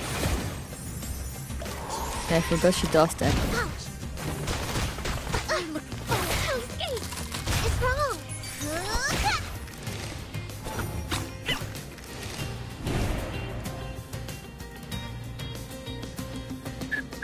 Another jar?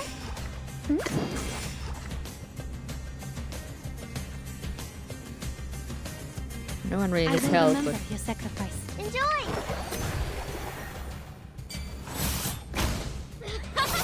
Please, mortals! For you and for us. Got you. I remember it's called lending a hand. you did get Lopera, right? No, it was poor. Hopefully she will spook me at some point. Yo, what? Like, Anjo Nala left me in absolute shambles. I wasted everything for her. I have no currency left to pull for Lopera. Ulrich sends a current through the electronic components around him, creating a cacophony of sounds that send the tripoderes scattering. Flux! Flux! Finally it's over. And I don't know if I'll pull for Barcarola either. I kinda want her, but not really. But I really want the Chinese ladies that are coming next. I might just save for them.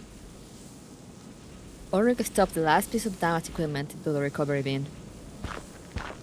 Then he climbs back through the window. He is visibly drained.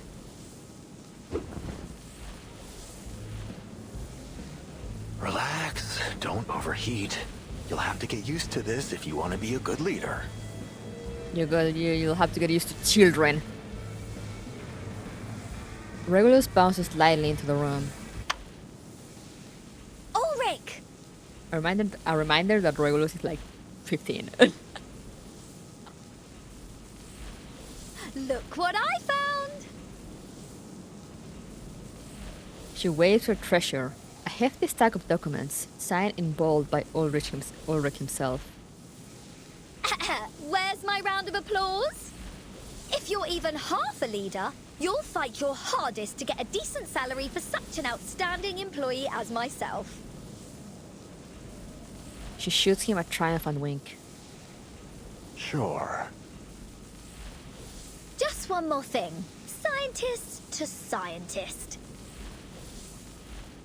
Regulus gestures toward the still sparking machines beside Ulrich. You made some pretty cool electronic music in that battle. Didn't know you had it in you. Regulus will be the ultimate test of patience, you know it. Ulrich lets out a deep sigh, deciding to avoid any further arguments with his team member. Here are all the files related to the satellite.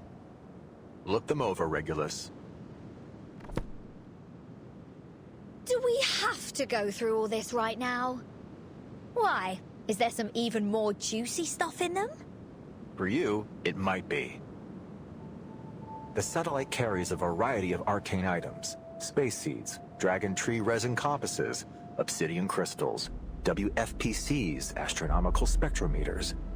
Even its power source is an arcane record player. We've made a list of everything that was on it so we can test them against the artificial storm. The satellite is an archive of the wisdom of the entire human race. It somehow survived multiple storms. What are you gonna do with it? Sadly, a lack of maintenance caused it to plummet to the Earth. It crashed in your time, 1966. Oh. Regulus' sunglasses light up her face, but she doesn't even notice. She grabs a stack of documents and flips to the last page. The telescope officially crashed in 2007 in Aldeburgh, England. All on-board instruments were destroyed. Recovery failed. Regulus Space Telescope Project Report, as above. Regulus Space Telescope?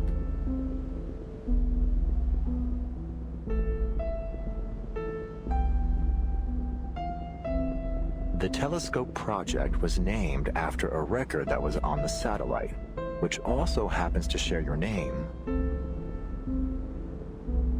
Regulus. Are you getting Regulus lore? Regulus holds her backpack tightly to her chest, its pockets full of treasures.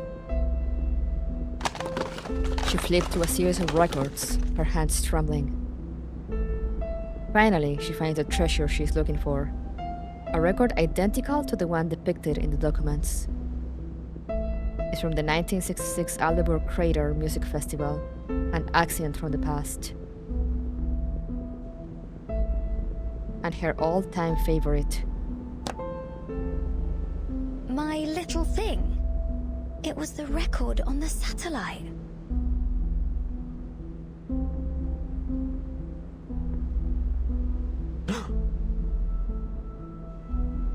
Yes, that's the one. Wow, you've kept it in great shape. So, this is the key to braving the storm? It might be, amongst several other options.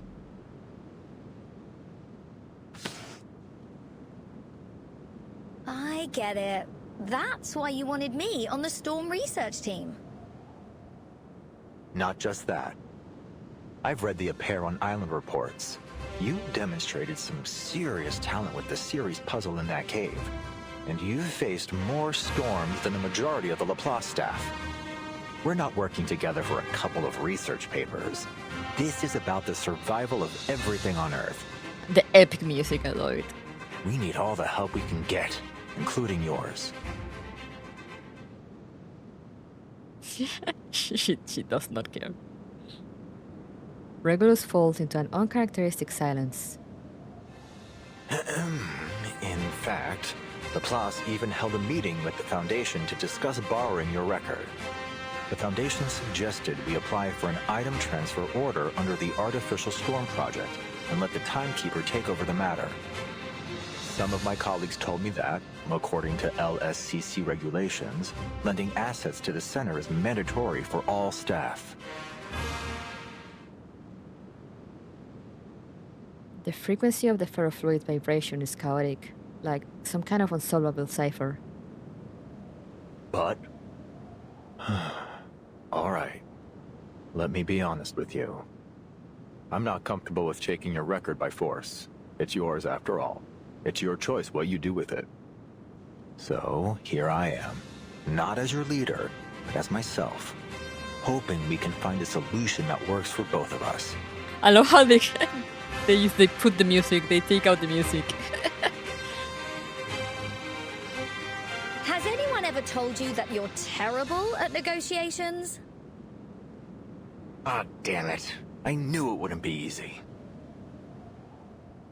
He angrily knocks his tank with his fist. He's so close to the record he's been searching for. The ferrofluid ripples into a subtle arc. Go ahead, Mr. Ulrich. Take it. Before I change my mind. Regulus' expression has never been so serious. You're willingly giving it over to the Artificial Storm Project? His carefully prepared arguments vanish in a moment.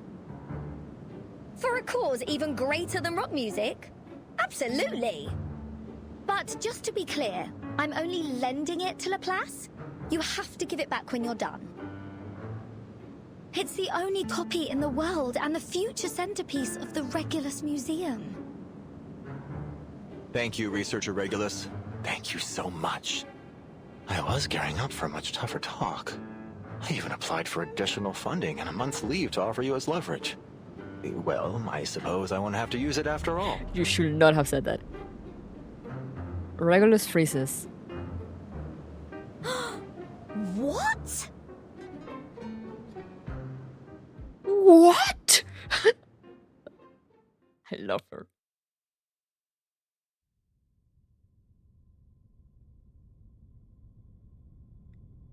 I love her voice actor too. Do you have a what counter? We should have one.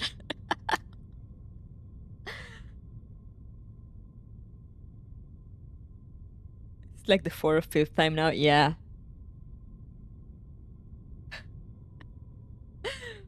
I might figure one out for next. I might try to figure one out for next time. Oh, what counter? Oh, I love Regulus. I love the voice actor. She does such a great job with her.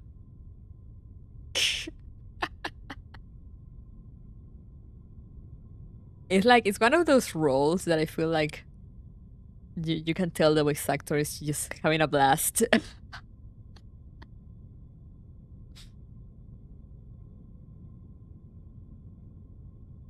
For those that play, I don't really know what else she does, but for those that play Final Fantasy 14, she's Tataru as well, and it's also great. The suitcase is in its usual harmony. Its occupants go about their business, each busying themselves in their own little worlds. Timekeeper! Sonetto, what's the rush? I just wanted to remind you that our vacation in Australia is over. Thank you? If you need any help packing, please let me know. She wipes the sweat from her forehead. Then she remembers something. Oh, and I have something for you. She hands her a colorful piece of paper. Huh? Barcarolla. Regulus asked me to pass these out. She won them at a sail-away party. She won them. Oh, Sonetto. You're so cute. She said they're highly valuable, the finest choice for any collection, if I recall correctly. Oh, Sonetto. Looks like an ordinary flyer to me. I've already inspected them. They're just advertisements with a handwritten signature in the corner, and some completely over-the-top promises. Regulus told me it's a trick that advertisers use. They use fancy words to catch people's eyes and make it seem more grand. Phrases like, an opulent odyssey upon the boundless sea, tour the illustrious Pacific coast, a veritable feast of harmonic reverie, rare and fortuitous seasonal discount, and facilities unimaginable in their splendor. What's this on the back? Nor happiness, nor harmony, nor fame. Nor pride, nor strength, nor skill in arms or arts. Before a cruel deed. Those familiar words hit like a tidal wave.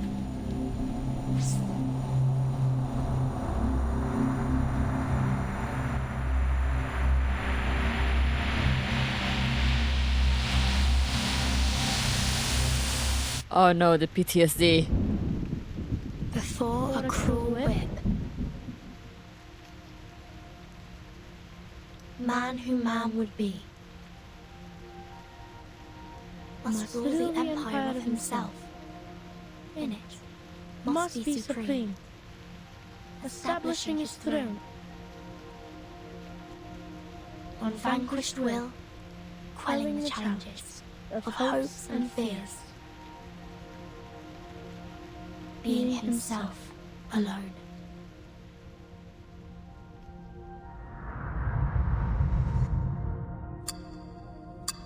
I was not expecting Surin PTSD.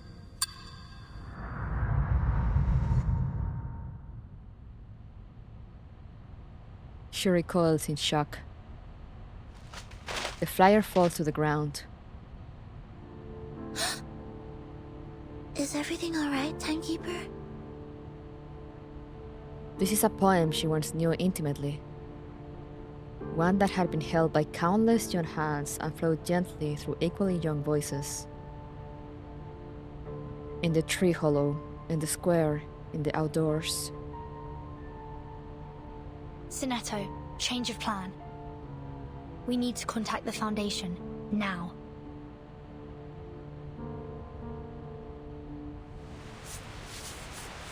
Huh.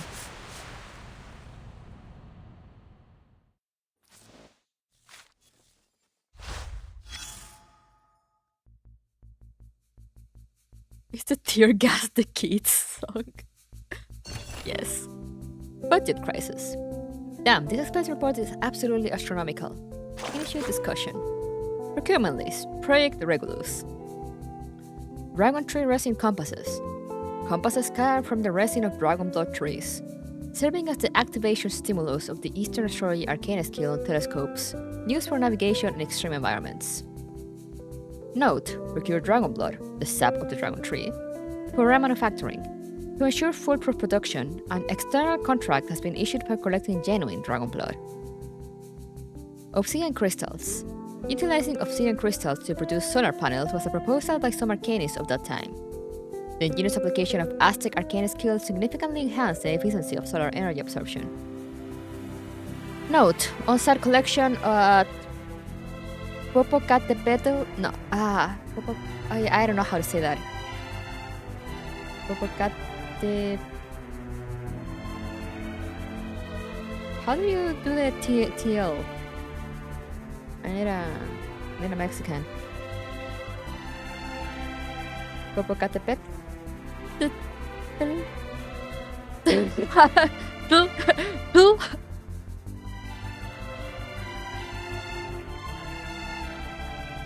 Do you just try to like with the sound?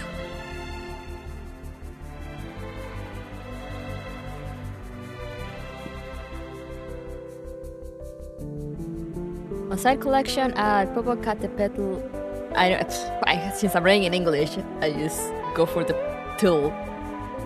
Popocatépetl volcano, along with lab-produced control samples.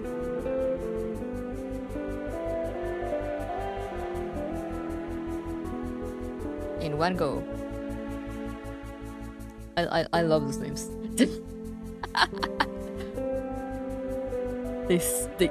They sound. We don't have names like this in my country, so they sound so insanely strange to me. But I love them.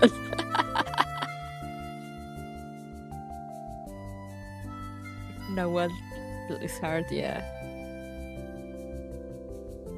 I can say like the only one I know, or like I think I know. I might be butchering it, but it's just like Quetzalcoatl, because I just love.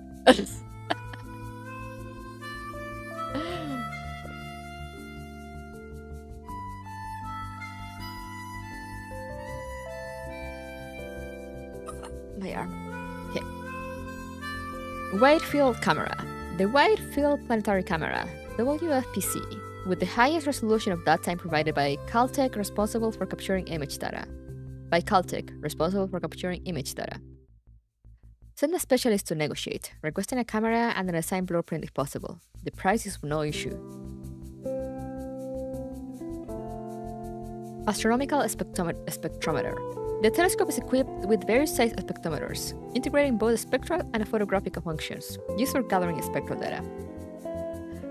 Note: a labor-intensive task. Retrieve all existing spectrometer designs from Laplace and commission expedited production from major corporations. High-speed photometer, an instrument used to measure the brightness and polarization variations of celestial bodies. It was decommissioned before the first storm due to malfunctions. Note, even if decommissioned, it can be overlooked. The museum might have replacement parts. The Popocatépetl 2 hours from where I live? Damn. So they're gonna be collecting obsidian crystals from over there. Just letting you know.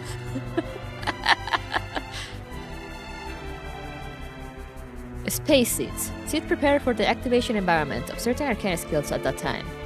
Each seed was meticulously selected and symbolically significant. Note, the original conditions cannot be fully recreated, but similar substitutes can be found. Request as many as possible from Plesetsk. Regulus record. The power source of the telescope, shrouded in complete mystery as the most enigmatic component of the apparatus. Note, the owner has been identified. The entanglement of the identical names brings inextricable fate into play. Though unscientific, this must also be considered.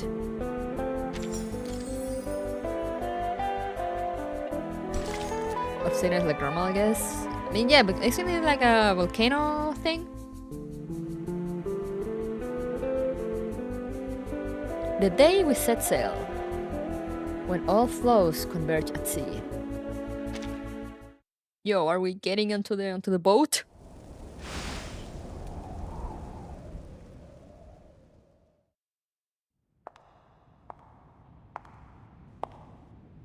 Oh no, steppies. Good afternoon, Mr. President. Oh no, this bitch!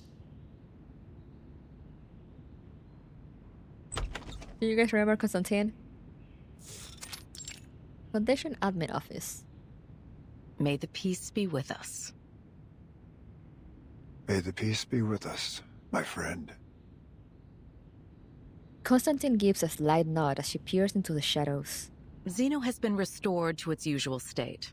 Aside from Igor's ardent supporters, the rest of the Xeno soldiers and officers were unaware of his betrayal.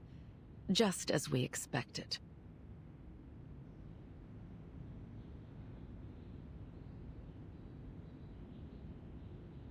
Admiral Igor's funeral has been held as planned, one that befits his rank and status. All relevant personnel remained in South America for the ceremony, as per Zeno's funeral regulations.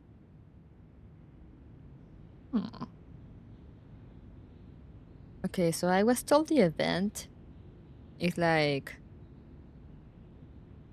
it does not follow like the main story directly, but I think this part at least might do.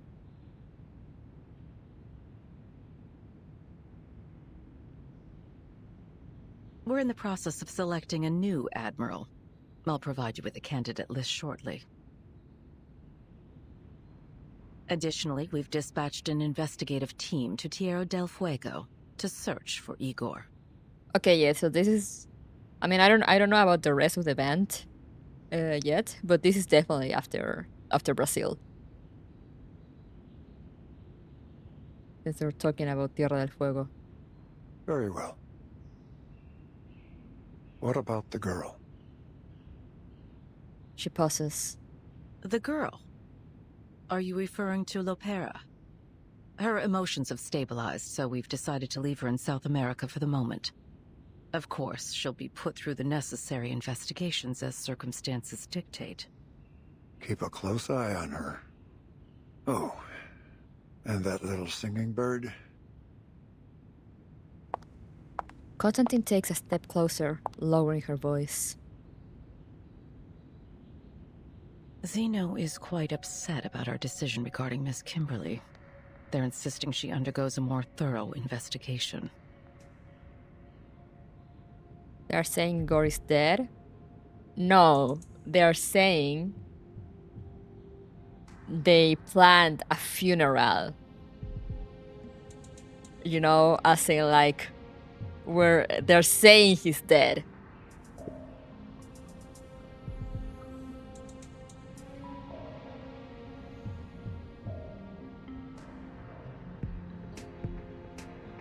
Because they said just before that his betrayal did not Aside from Igor's ardent supporters, the rest of the Xeno soldiers and officers were unaware of his betrayal. So like most people don't know that he betrayed Xeno left. So then that's why they like, we made a funeral for him. You know? One that befits his rank and status. Since they probably were like, oh, he died in the line of duty or something. And like nobody knows he's actually going to Tierra del Fuego. But the curious part that she says here, you know, the rest of the Xeno soldiers and officers were unaware of his betrayal, just as we expected.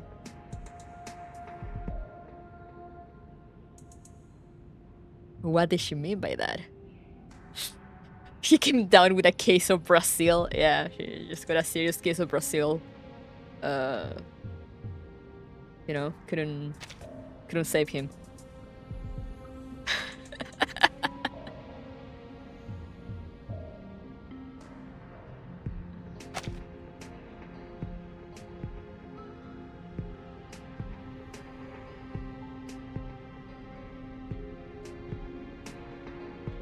See, that's why he said, like, yeah, they planned his funeral.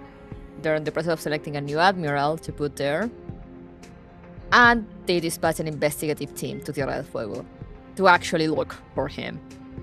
So, like, they're probably gonna try to kill him anyway. But, you know, for all the innocent people of Xeno, he's already dead.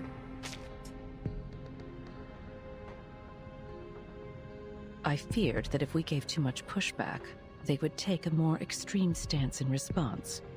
So I agreed. Those soldiers never budge. Of course, Xeno agreed that the investigation would be done under the supervision of the Foundation. If nothing else comes up, she will be put into the Timekeeper's team and granted the same rights as the other members. Woohoo! Good. Don't keep Vertin waiting too long. Who the fuck are you? The Xeno piece has landed safely. Constantine gives an internal sigh of relief. There's more. Madam Z has received word from the Timekeeper. The Timekeeper suspects Manus Vindictae is active again in Sydney Harbor. They're likely on board a cruise ship named Free Breeze. This would explain why our field investigators have been having difficulties with their tasks. Manus has covered their tracks carefully this time. Where's the cruise bound for? That's still unclear, sir. However, Moth just reported in confirming that the ship has passed the Oceania Islands. An interesting development. Indeed. The Oceania Islands.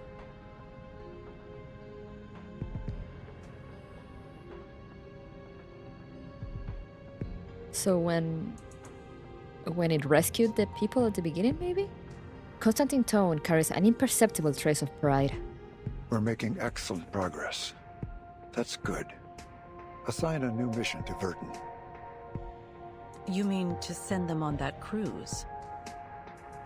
We can't keep her under our wing forever. Understood. You're keeping her under your wing? The conference room falls silent once more. Amid the layered marble pillars, a flash of white flits past the window. A white dove lands on the president's hand and gently pecks at his palm. What brings you all the way over here, old friend? He lowers his head, allowing the bird to nuzzle his fingertips. Oh.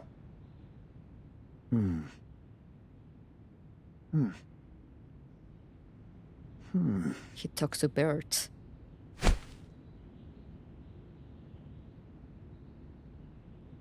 The white dove takes wing, flitting away once more. So, Laplace has requested the Foundation's assistance with the Artificial Storm Project? Yes. Ulrich is overseeing the project and has requested as much asymmetrical nuclide R as we can spare. He's also requested our help in determining the most suitable location for the experiment. I have several in mind that should meet his needs. Constantine involuntarily pauses for a moment. The location closest to Laplace's Australian branch is on the sea. Right where the Freebreeze cruise ship happens to be. Interesting. I see where you're going. However, I do have concerns about how this might disrupt our current plans against Manus Vindictae. Regardless, Laplace will have our full support for the Artificial Storm project.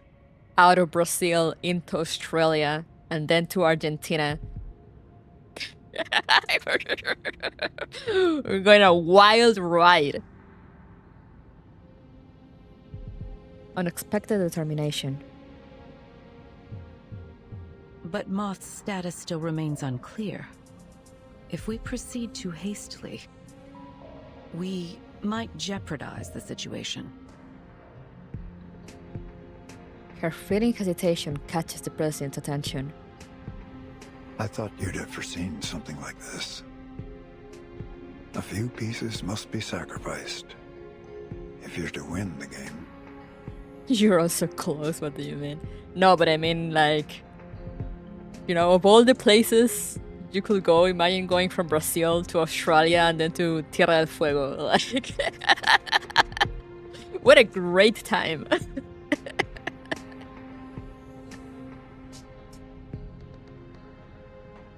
You know that better than anyone, don't you? With that trip, might as well go to hell and back, exactly.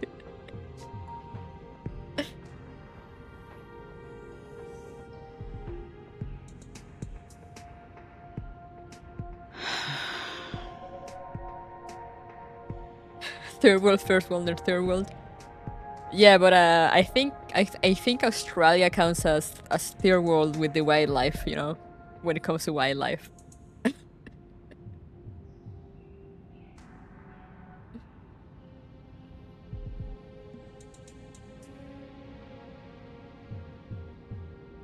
First world, biggest spiders, exactly.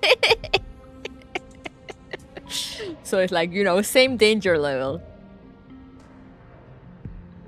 Like in South America, they can mug you, but in Australia, like fucking giant spider can kill you. So, choose your poison.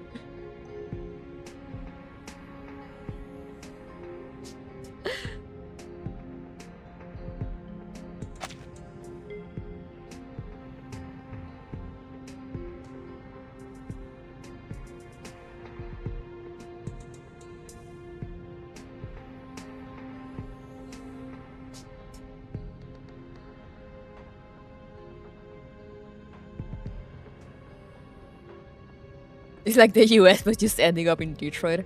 A next US event must be in Detroit.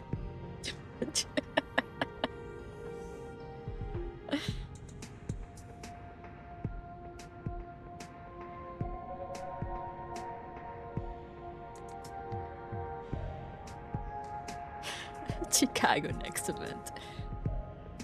Where was the... Okay, I forgot when. Where was the J event? Joe Reverse.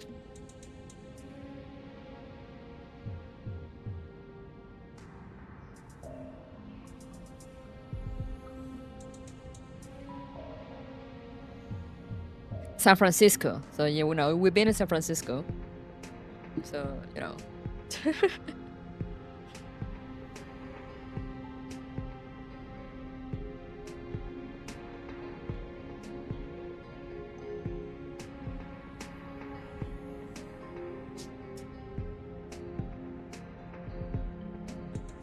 I thought you'd have foreseen something like this. Let me just replay this last conversation since I got kind of distracted with all the talk from like South America and Australia. But Moth's status still remains unclear. If we proceed too hastily, we might jeopardize the situation.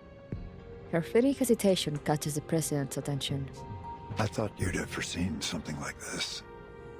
A few pieces must be sacrificed if you're to win the game.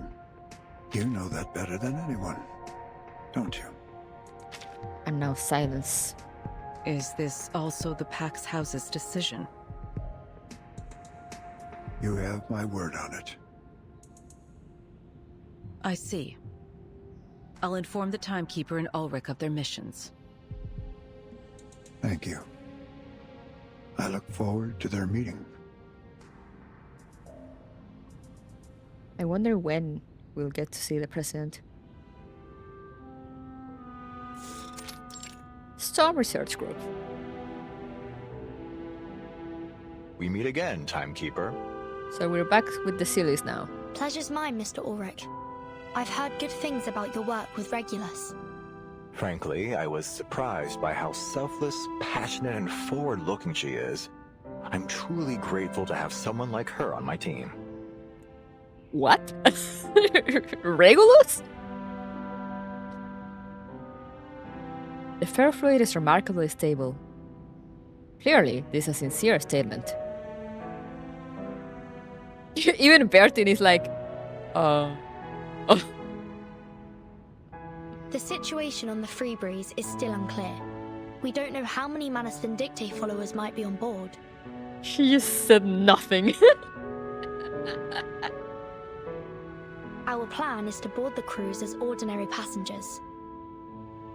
Regulus said she's made acquaintance with a crew member and has made sure to alter our profiles so we don't attract any unwanted attention. That's good to hear.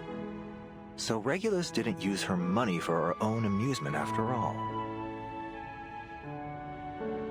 After muttering to himself, Ulrich returns to the task at hand. We should stagger our boarding times. I'll reach out if I spot any signs of Manus Vindictae. Let's stay in touch. See you on board. Ulrich gives her a reassuring pat on the shoulder. Mr. Ulrich, we're more than happy to assist with your mission. Oh, no. Please don't trouble yourself. It's so weird also to hear him like just talking calmly. Because if you remember in the chapter when he was continuously fighting with Enigma, he was like always angry 24/7. Sorry, don't get me wrong. I'd appreciate your help were the circumstances different. But the experiment is still confidential. Please don't mention it to anyone. I'd like to avoid any unnecessary risks or interference. On the cruise ship, we are but strangers. I see. Don't you worry. I have a little disguise for myself too.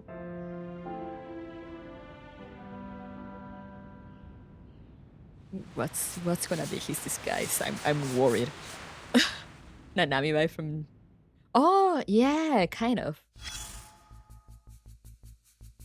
Oh my god, it's narrator man.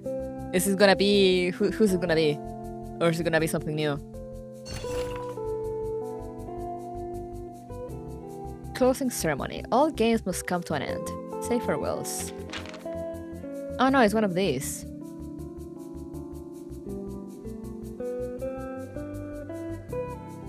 I'll miss you, Sposelia, Ezra, Miss Desert Flannel, and all of Australia too. But most of all, I'll miss my holidays. I'll miss you heaps. Come on over for a proper goodbye hug, friends. You guys don't know this girl because she is from one of the side events from the Uluru games. She's Australian, that's all you need to know. Couldn't ask for better mates. Alright, easy love. Hands over the hair. I've still got to head out and sell the last copies of Uluru's Past and Bill and snagging tickets for dummies. Please take care, Caption. This couple hopes the issues in the optical laboratory will be dealt with by the time you return. This is all for the funding, Chief Mate. So, it looks like we have no choice but to say your farewells. No need to get too sentimental. You will all be reunited soon enough. There are joint seminars hosted by Laplace all year round. Oh, really? That is good to know. Of course. All you need to do is download a form from the Voice of Laplace part of the forum and hand it over to your team lead. After it's approved, HR will put you in the queue before... Oh, please, no. I don't want any of this bureaucratic rubbish ruining my farewell memories. Okay. Say... what? I think it's better we part ways now. If we stand here hugging for too long, we might end up drawing a crowd. They're so cute.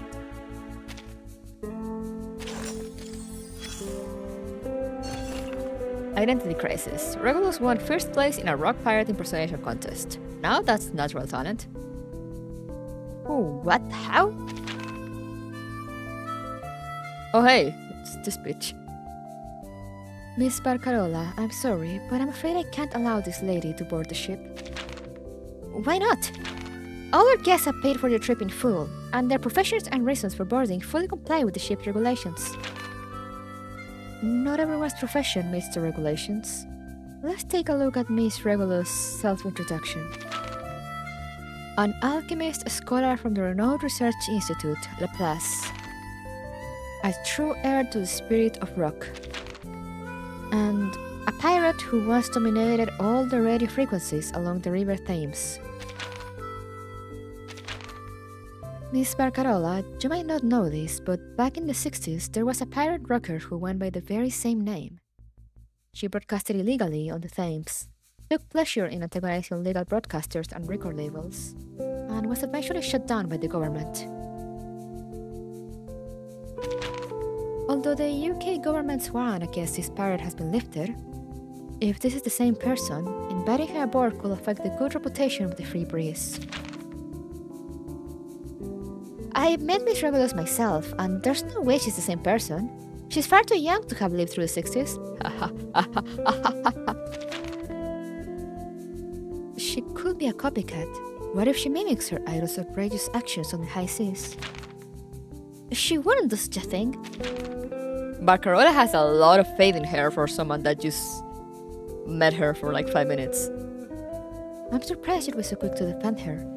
Don't you know that those pirate rockers made a mockery of true musicians like you? Why are you standing up for her? I've witnessed her passion for music firsthand. She's not mocking anyone. I'm not sure why she chose that name, but that's no reason to judge her so prematurely. If you're still worried, Captain, I promise to keep an eye on her. I'll make sure she doesn't get up to any mischief in the broadcast room, or anything else you're concerned about. If she does something that harms the good name of the Free Breeze, then you may throw me overboard along with her and my crackling box. Quite the fire from our star performer. Fine, if you're really willing to put that much trust in her, I won't press any further. And there's no need to worry about the broadcast room. I'm sure it'll be just fine.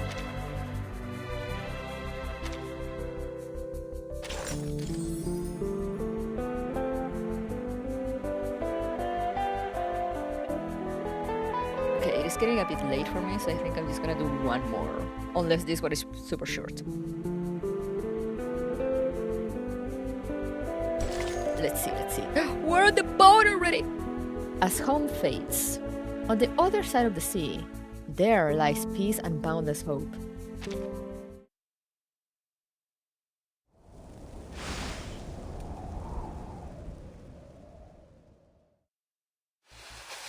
Yeah, I'm just gonna do one or two more depending on how long this one is.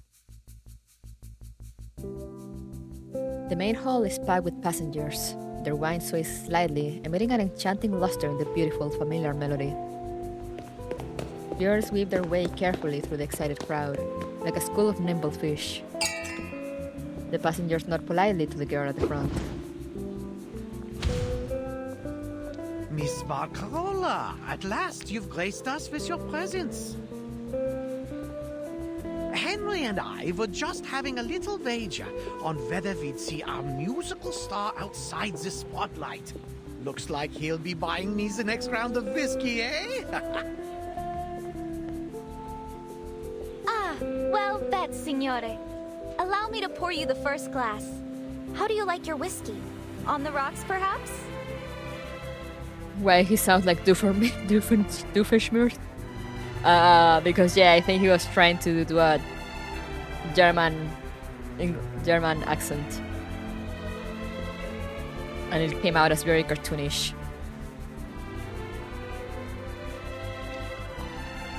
They're NPCs, so it's whatever, but you know, it's still kind of funny. Please excuse them, they're British. I mean, not all of the voice actors are British, but you know, this is a British studio. So for NPCs and like, I will wager they just kind of drive from local talent.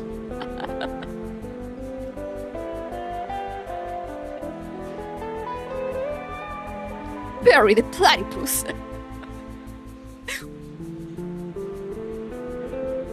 Indeed.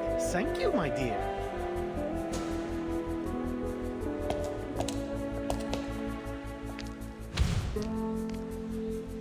Over here, Mom.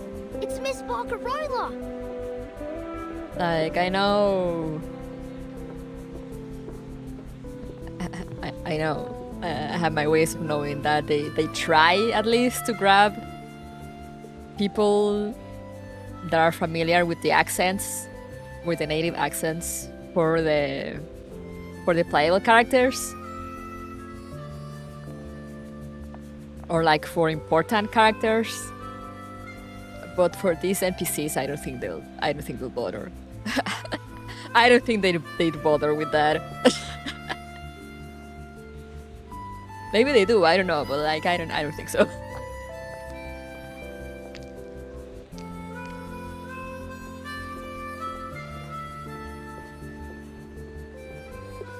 They'd have goodish German VA during the Isolde event.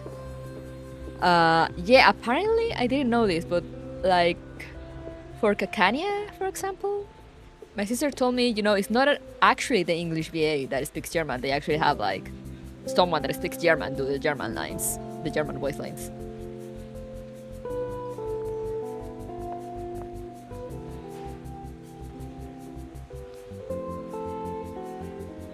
And I said, I know that they've been looking for South American accents, or they were looking a while ago for South American accents. For what I can only guess is it's gonna be the Tierra del Fuego event, or chapter, or whatever.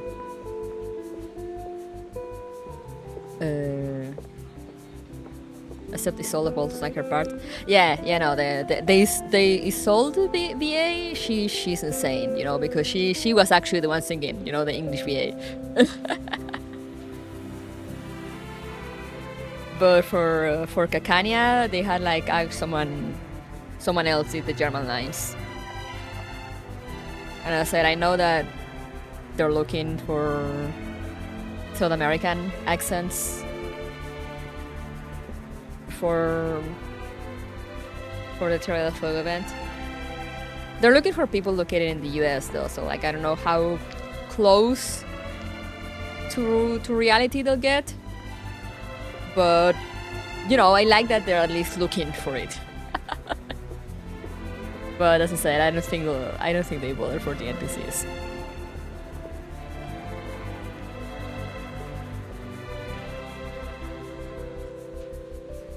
Slim, exactly, yeah. Like with Lopera, I feel that you could tell, you know, as someone who speaks Spanish, I feel like you could tell that she was someone of maybe Hispanic descent, but she does not speak Spanish natively, because it was impossible for her to say Tierra del Fuego properly.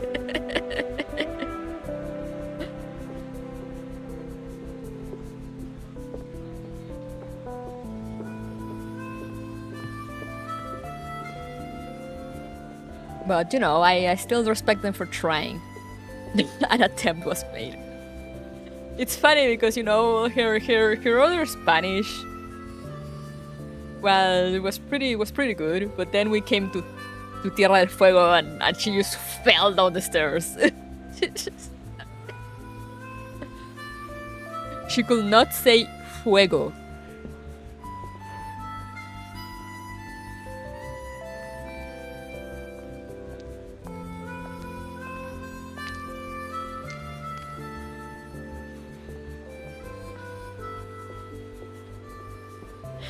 like Constantine earlier said Tierra del Fuego better than Lopera does. Reggie, no. Last time I saw her, she performed an entire symphony all by herself. She was the whole orchestra. I've never seen anything like it. She crashed and burned like my host to see GTA V6 before Stilson. Yeah. But at least she can scream out mierda pretty well. So, you know, we take those W's when we can.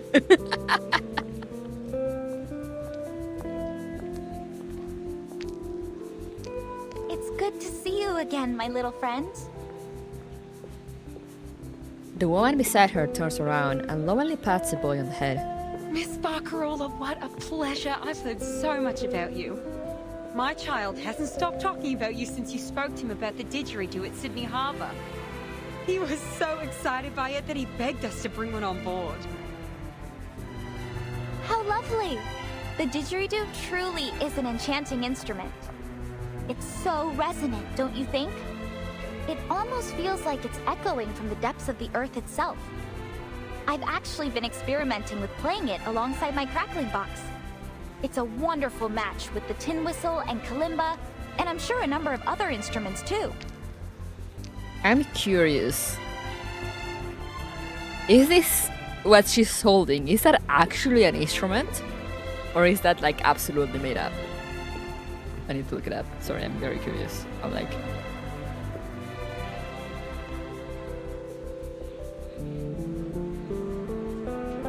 Crackling box instrument.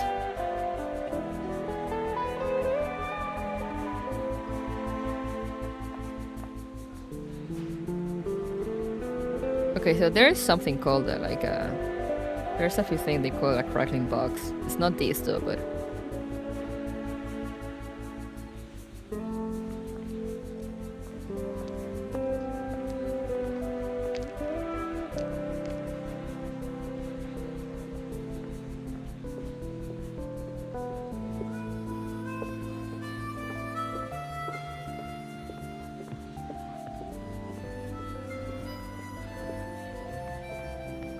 box? So there's something called a crackle box, which I imagine it might be what her instrument is inspired by, considering the similar name. I don't know, will the wiki know? Barcarola.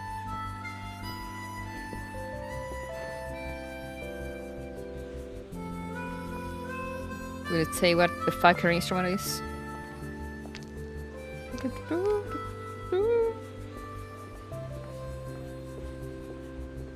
Apparently she just kind of plays every instrument though, so maybe it's just supposed to be a representation of how she can play like every instrument. There we go, crackling box. A composite instrument combining features of the violin, flute, euphonium, and other instruments through the Astrictus incantation. Okay, so yeah, it is made up. Okay.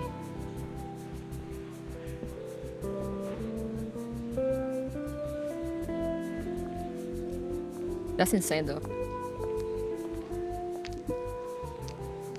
It's insane that it's like, you know, it looks crazy enough that you say like it has to be made up. There's no way that's an actual instrument. But that at the same time it looked like grounded enough to be an actual instrument, because you know there are some pretty insane looking instruments out there.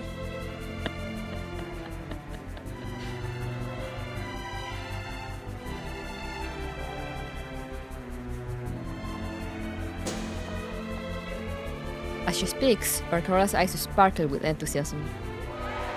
The admiration surrounding her is so bright that it almost blinds the tourists standing nearby.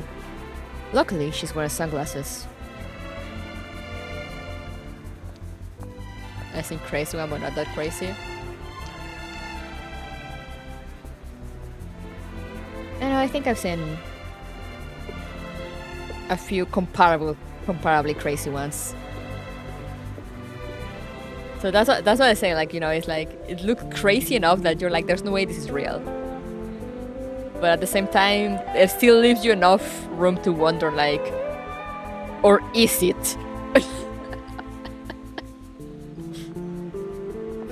Looks like she's pretty popular too. Too? Have you forgotten, Sinetto? You're also looking at a popular public figure yourself. One that had half of London hunting. Cheering for her. Ah yes, a popular public figure. The bittersweet burden of fame. Bertin is just silent.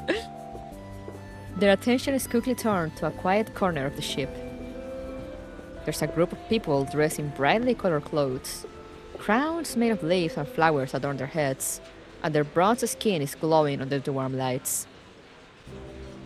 They stand in a circle, occasionally glancing around, the shells on their chests clanking together melodiously. That group over there seems unusually uptight. Having absorbed all the adoration of the people around her, Barcarola makes her way over. She certainly wouldn't overlook the curiosity of any of her guests. Oh, those are the captain's special guests. They're from one of the Oceania archipelagos. Nukuteao, I believe. They're probably just a bit nervous. I imagine they don't often find themselves among so many foreigners. After handling the small matter at hand, Barcarola is hurriedly called away by the distant voices of other guests. Nukuteao. I read about it in a history of arcane ethnicity back in the SPDM. It's a remote place, and its people hold a special kind of shell at the center of their beliefs.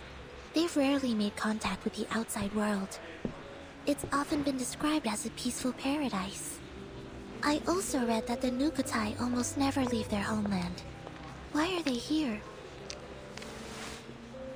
Their hushed conversation clearly meets the ears of the nearby Nukutai. One young boy strides forward, his chest puffed up in indignation. The Nukutai will never abandon our homeland. Just wait. We'll find our way back when the new era comes. The new era. Though in a foreign accent, these words sound all too familiar. Toa, that's enough. Tutu told us not to talk with outsiders. An equally young girl stands protectively in front of the boy. But someone had to tell them the truth.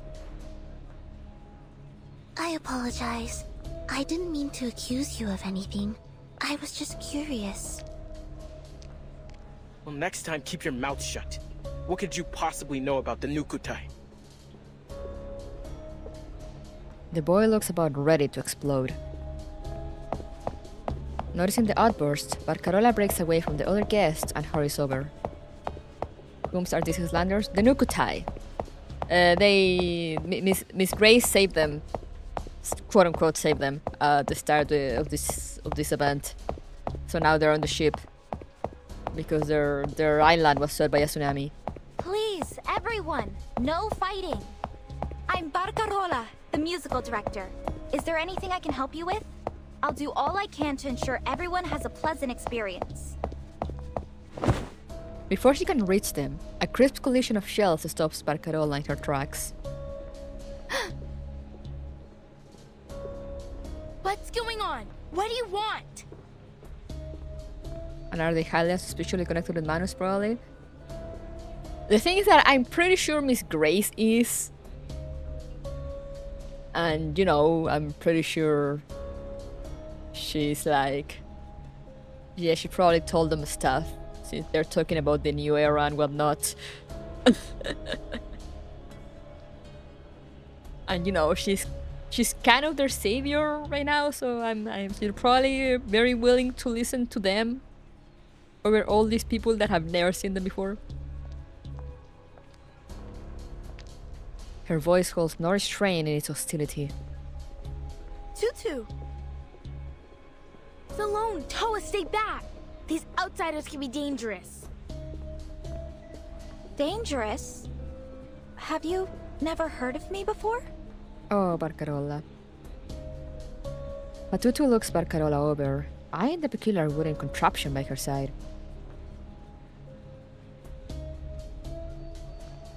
Repressing her curiosity about this unique object, she steadies her gaze once more. Whoever you are, I ask that you leave us in peace. You... But Carola has lost her words. Clearly, her status as a musical star has made her unaccustomed to such remarks.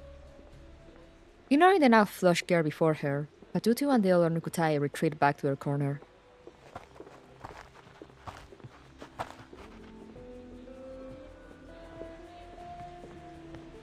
Tutu, think the tides you came. I wasn't sure what to do.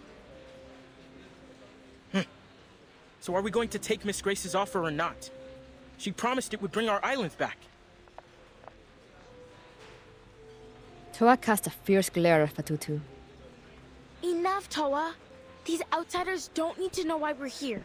And stop mentioning Miss Grace. It could draw unwanted attention. But what's there to hide? There's no shame in wanting our home back. If we don't stand with Miss Grace, we'll lose Nukuteao forever. I want to go home too. Probably more than anyone. I already miss Melly's red coral reefs, blue sea, and canoe races. We'll get through this, Toa. I promise we'll be neighbors again, picking breadfruit and coconut flowers together. But before we accept Miss Grace's offer, there's a few things that need to be made clear. And remember, none of these passengers are to blame for what happened to our home. Okay? But Miss Grace has offered us a way home. We'll have our islands back, just as they were. Our promised land. I don't like how that sounds. We will go home, Sloane. Trust me. I just need to figure out a few things first. Starting with this wonderful new era she keeps talking about.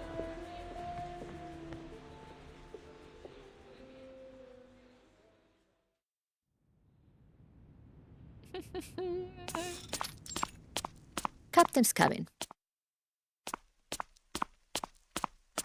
There she is. You seem a little on edge, Chief Kamuda. Kamuda is pacing back and forth in the cabin.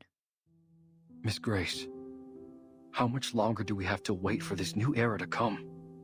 Many of our people have never left Nukuteao before. We're struggling to adjust. Some have even fallen sick.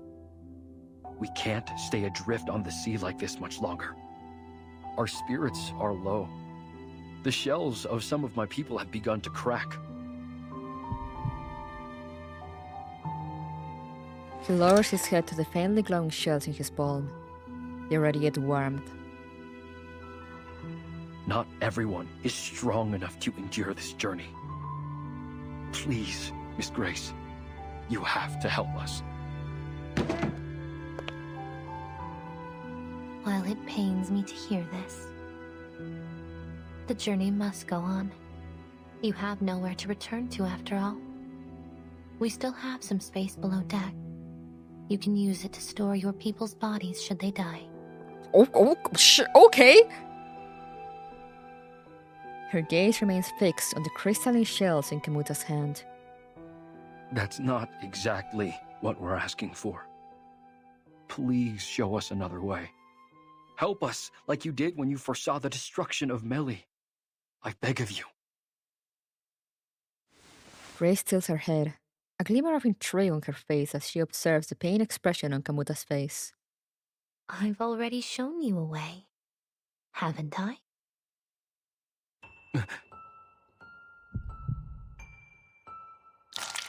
A sudden pressure swells in his chest as a sticky black liquid suddenly drips onto his skin.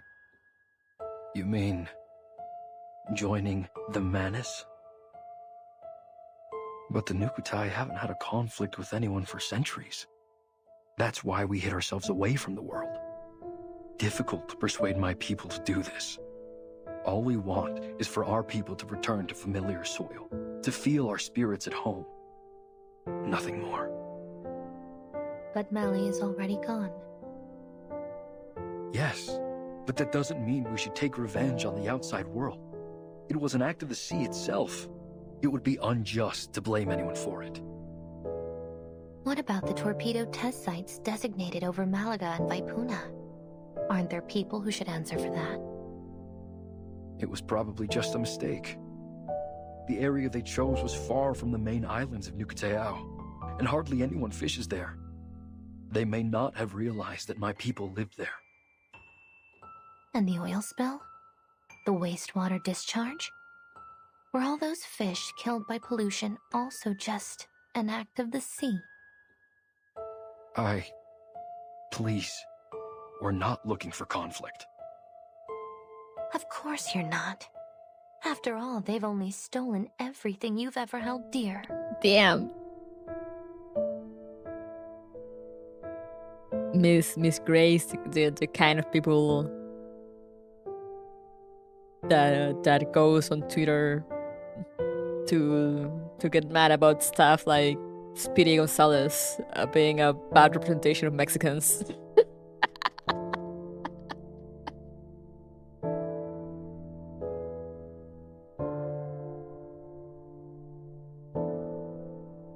Her voice dropped abruptly, her next words delivered with the lightness of a feather. And arrogantly assumed every inch of this planet is theirs to exploit. War is inevitable, whether you want it or not, Nukutai. Sheesh! She gently pushes the mask forward. Its dark presence is unavoidable. But if you join us, you will have an invaluable ally. Time. Grace glances at her pocket watch before slipping it lightly into her pocket. The window is closing. The sifting is about to begin. Both a prompt and a prophecy. The spirit shelter on Kamuta's neck bone. They cling to his chest as they twist with ferocity. Has it really come to this? To revenge?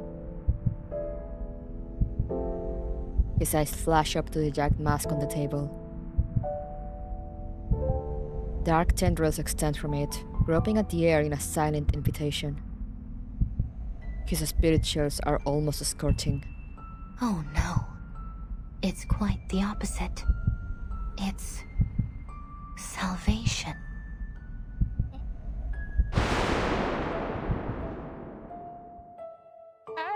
About that.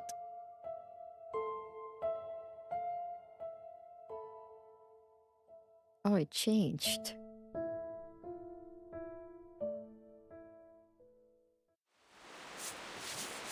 Salvation's a good thing? Yeah, we all love salvation.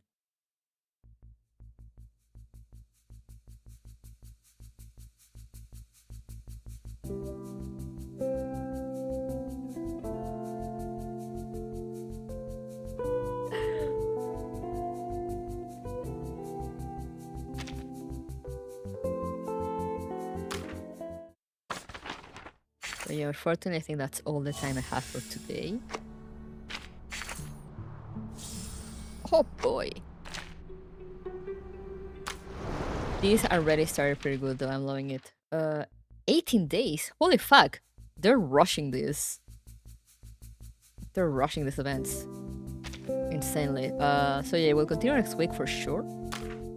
I might do Tuesday and Friday. Usually I don't stream every Friday, as you guys know, but like, I don't know, maybe I'll make an exception next week. Because, my god, what do you mean 18 days? The event started like this week. Or last week, actually, yeah, last Thursday. I think, right?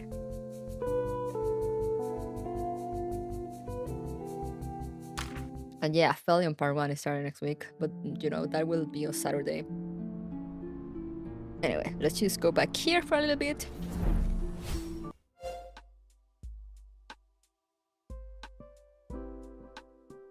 So yeah, I started last Thursday.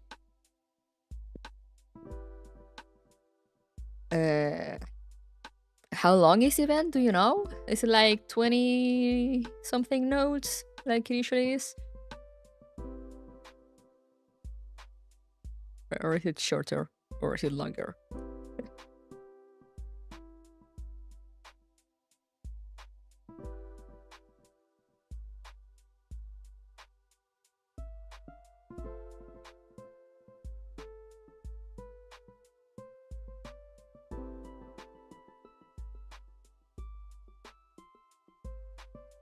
Because I'm like, damn, that's not a lot of time. I mean, I think they are rushing, from what I've heard from my sister, my friend's talk. I think Blue Puck wants to be like just one event behind CN, I think, something like that. So they're kind of rushing the event. We're almost caught up.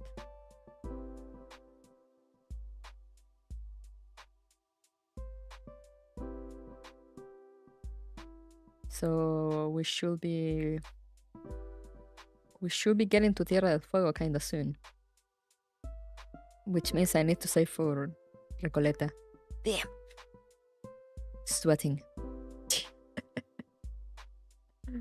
So many characters I want. So little currency. I need to start farming reverse more so I can get currency.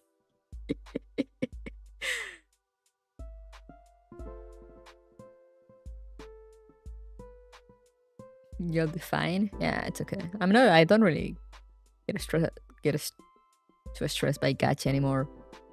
But it's still, it's still like, damn, I really like to get this character.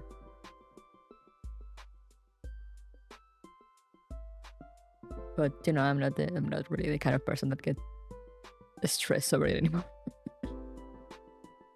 I'm like, if I don't get it, it's like, oh well.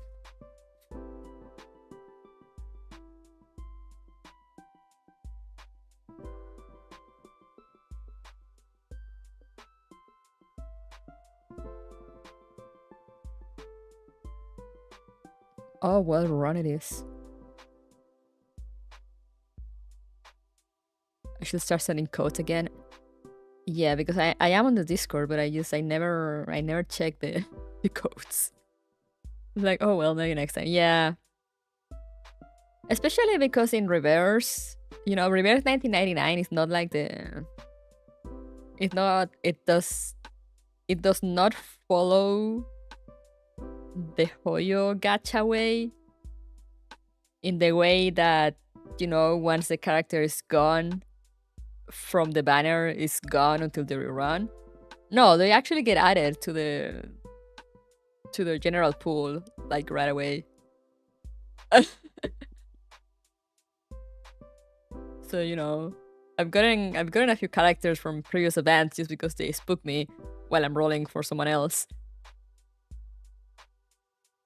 So they have the Hoyo, quote unquote Hoyo system, in the way that your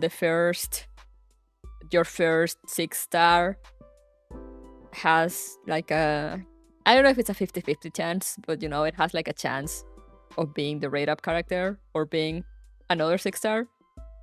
And if you don't get the rate up character, then your next 6-star will be the rate up character.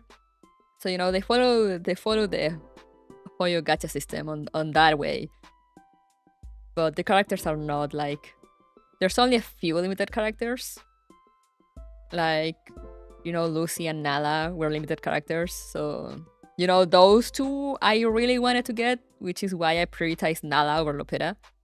Because those two are limited, if you don't get them, you need to wait for a rerun or something. But all the other ones, they're just like, they have a rate up banner on release. And after their banner ends, they get added to the general pool, so they kind of spook you in the future anyway.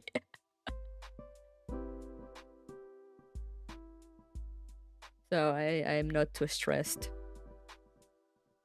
On Gears Frontline 2, I don't mind that much because that one is easy to farm. It's quick to farm. So you know it's not as hard to save currency, and they kind of throw currency at you. And I haven't really been rolling like crazy, so you know I'm not too bad on that end. But on reverse, I'm kind of poor. I'm kind of poor when it comes to pools. But in games like, for example, Celeste, like I love Celeste, you know, despite being a Hoyo game. I love Honkai Impact. Those are like the two Hoyo games I play.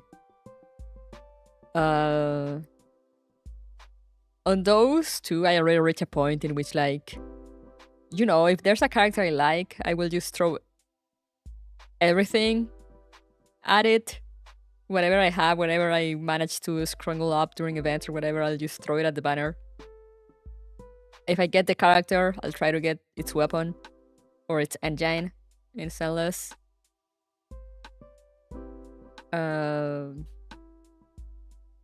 But you know, if I don't get the character, you know, even if I waste all my currency and I don't get it, I'll just be like, oh, whatever, you know, it's pity for the next one.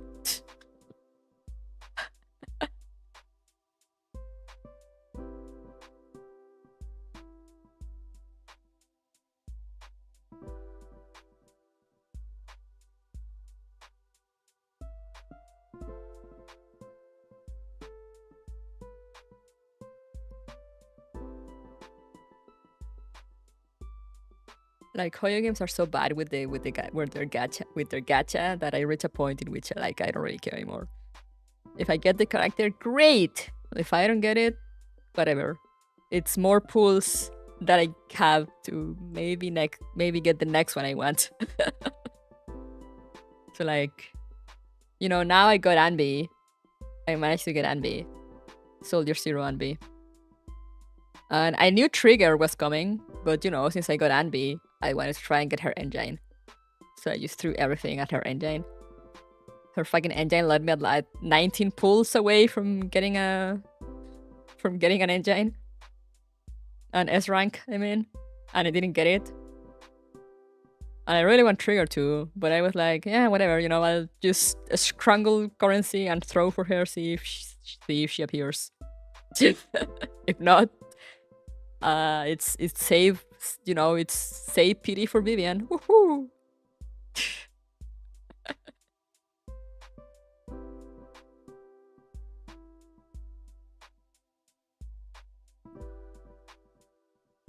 I forgot how little Hoyo games gave you. Yeah, Celeste kind of gives you a lot in like the first week of the patch or something like that, you know, because they give you like pools. And they usually put like little events that get you, it's just like free currency. But then usually for like the second half of the patch or whatever, it's just like you're just dry, you know, they don't give anything else.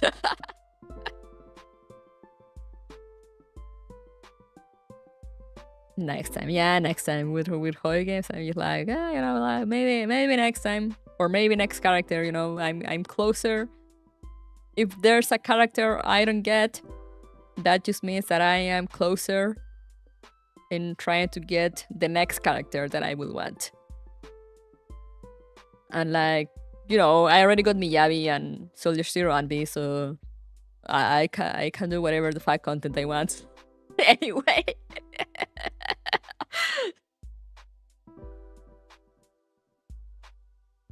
So like I don't struggle with it. And I mostly do story stuff. I want Trigger, but I want Jujuan to be 6. Hard decisions.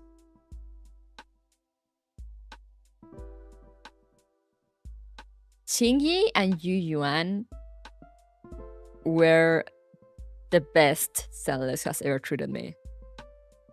Because I got Yu Yuan in like, I still remember I got Yu Yuan in like 20 pulls. And then I got her engine in like my first 10 pull. And then I also got Qingyi in like my first 10 pull or so. And then I had to throw everything at her engine, but I ended up getting it. And ever since then, it's just been descend into chaos. staying into madness. You know, and I wasted some money on Jane because I really wanted Jane, and I was really into Celeste at that time. So you know, I threw money at Jane till I got her. But after that, I was like, yeah, no, you know, I'm just gonna spend more money in the game. Like, I'll buy the battle pass maybe every now and then if I happen to be playing. You know, because in every gacha I buy the game pass, the battle pass, retroactively. So like, if I level it up to like 30 or 40 or like 50, you know, depending on the game, because you know, in some games it goes higher than others. But like, you know, if I level it up enough, I'll be like, okay, I'll buy it now and get all the little extra thingies.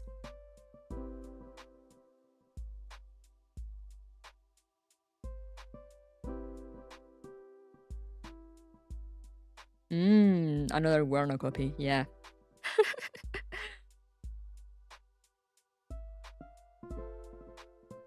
I haven't bought the Gears Frontline 2 one.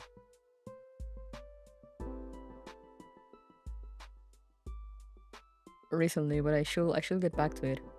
Also, I need to buy Kakania's skin on reverse. Maybe I'll do it next week. I mean, I will probably do it next week once I get paid. Because my god, she looks amazing, and I love Kakania.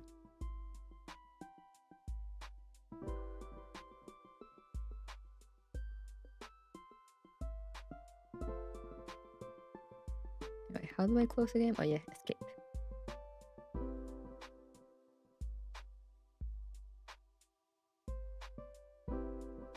All right. But yeah.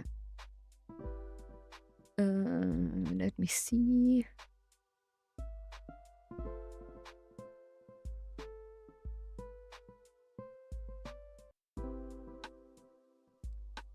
A stream for tomorrow morning is actually not 100% confirmed.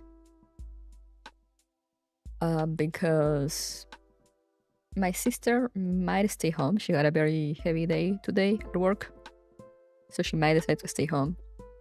And as you guys know, whenever that happens, I take the chance to sleep in, because I rarely get that chance. So unfortunately, Reverse Collapse is not entirely confirmed. So yeah, stay tuned. Because, you know, if it ends up happening, you know, I'll still be awake like 3 hours before stream. So I will put an announcement on Twitter, and I'll put the I'll make the, what's it called, the waiting room and all that. And if not, I'll also put it on Twitter. Just be like, sorry guys, it's a sleep day. Good night, and then just pass out for until noon. Understandable. Yeah, as I said, I don't really like canceling streams like that, but I'm just like, my chances to sleep in on weekends, guys, you need to understand, there's so very far and few in between. Because also sometimes with my sister or days off, like holidays and stuff, sometimes they don't match. So, you know, I still need to drive her to work. It's so relatable, yes. I'm glad you guys understand. So you know, whenever I see the chance, I will take it.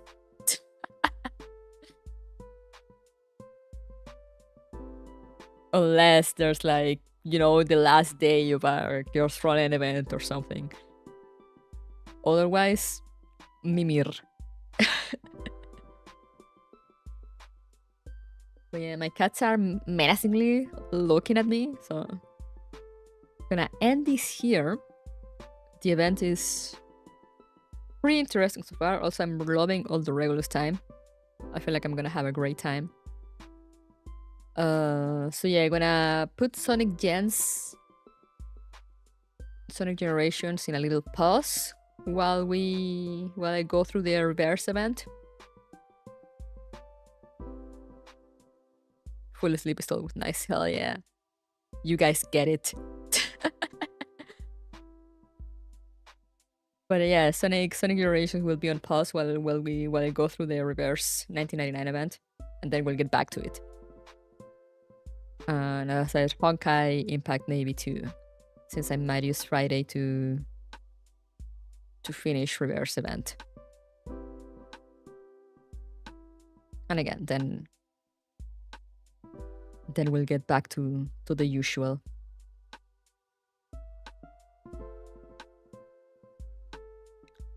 But yeah, for now, especially since I'm doing It Takes Two with Maple, and that I don't want to pause because, you know, I feel bad about pausing collabs for gachas. Unless it's like absolutely necessary and there's like no other time for me to do it. So yeah, expect divorce time will continue as usual. All the other weekly stuff will be paused for reverse. But yeah, thank you guys for coming. As I stay tuned for tomorrow, if I'll see you or not. Either way, I'll probably see you on Sunday to continue our intense Neurocloud catch-up. Someday I'll catch up with the story. It shouldn't be that far from the end divorce time. Yeah, true. I don't think we have that much left. I will need to check with my sister if she played the game. But yeah, there shouldn't be too much left, I think. Maybe. We do want to play Split Fiction after, though, but you know, we might leave like 1 or 2 weeks break, maybe. I don't know. I'll talk it over with Maple whenever we get to that point. Maybe she just wants to jump into it right away, and you know, who am I to say no to that? Because I'm also really looking forward to Split Fiction. But anyway, stay tuned. Too much Joseph. Yeah, maybe we need a break from Joseph Fares. Or maybe she just wants the entire Joseph Fares inserted into our bloodstream right off the bat, so then we can just never see him again until his next game. We shall see. But for now, thank you guys for coming. Remember to stay safe, stay hydrated, take care of yourselves. Stay tuned for Twitter and Discord. Maybe I'll try to do a Discord announcement too, if I don't forget. To see whether I will see you tomorrow or not. And yeah, have a good rest of your day and or night. And I'll see you whenever I see you next. So bye!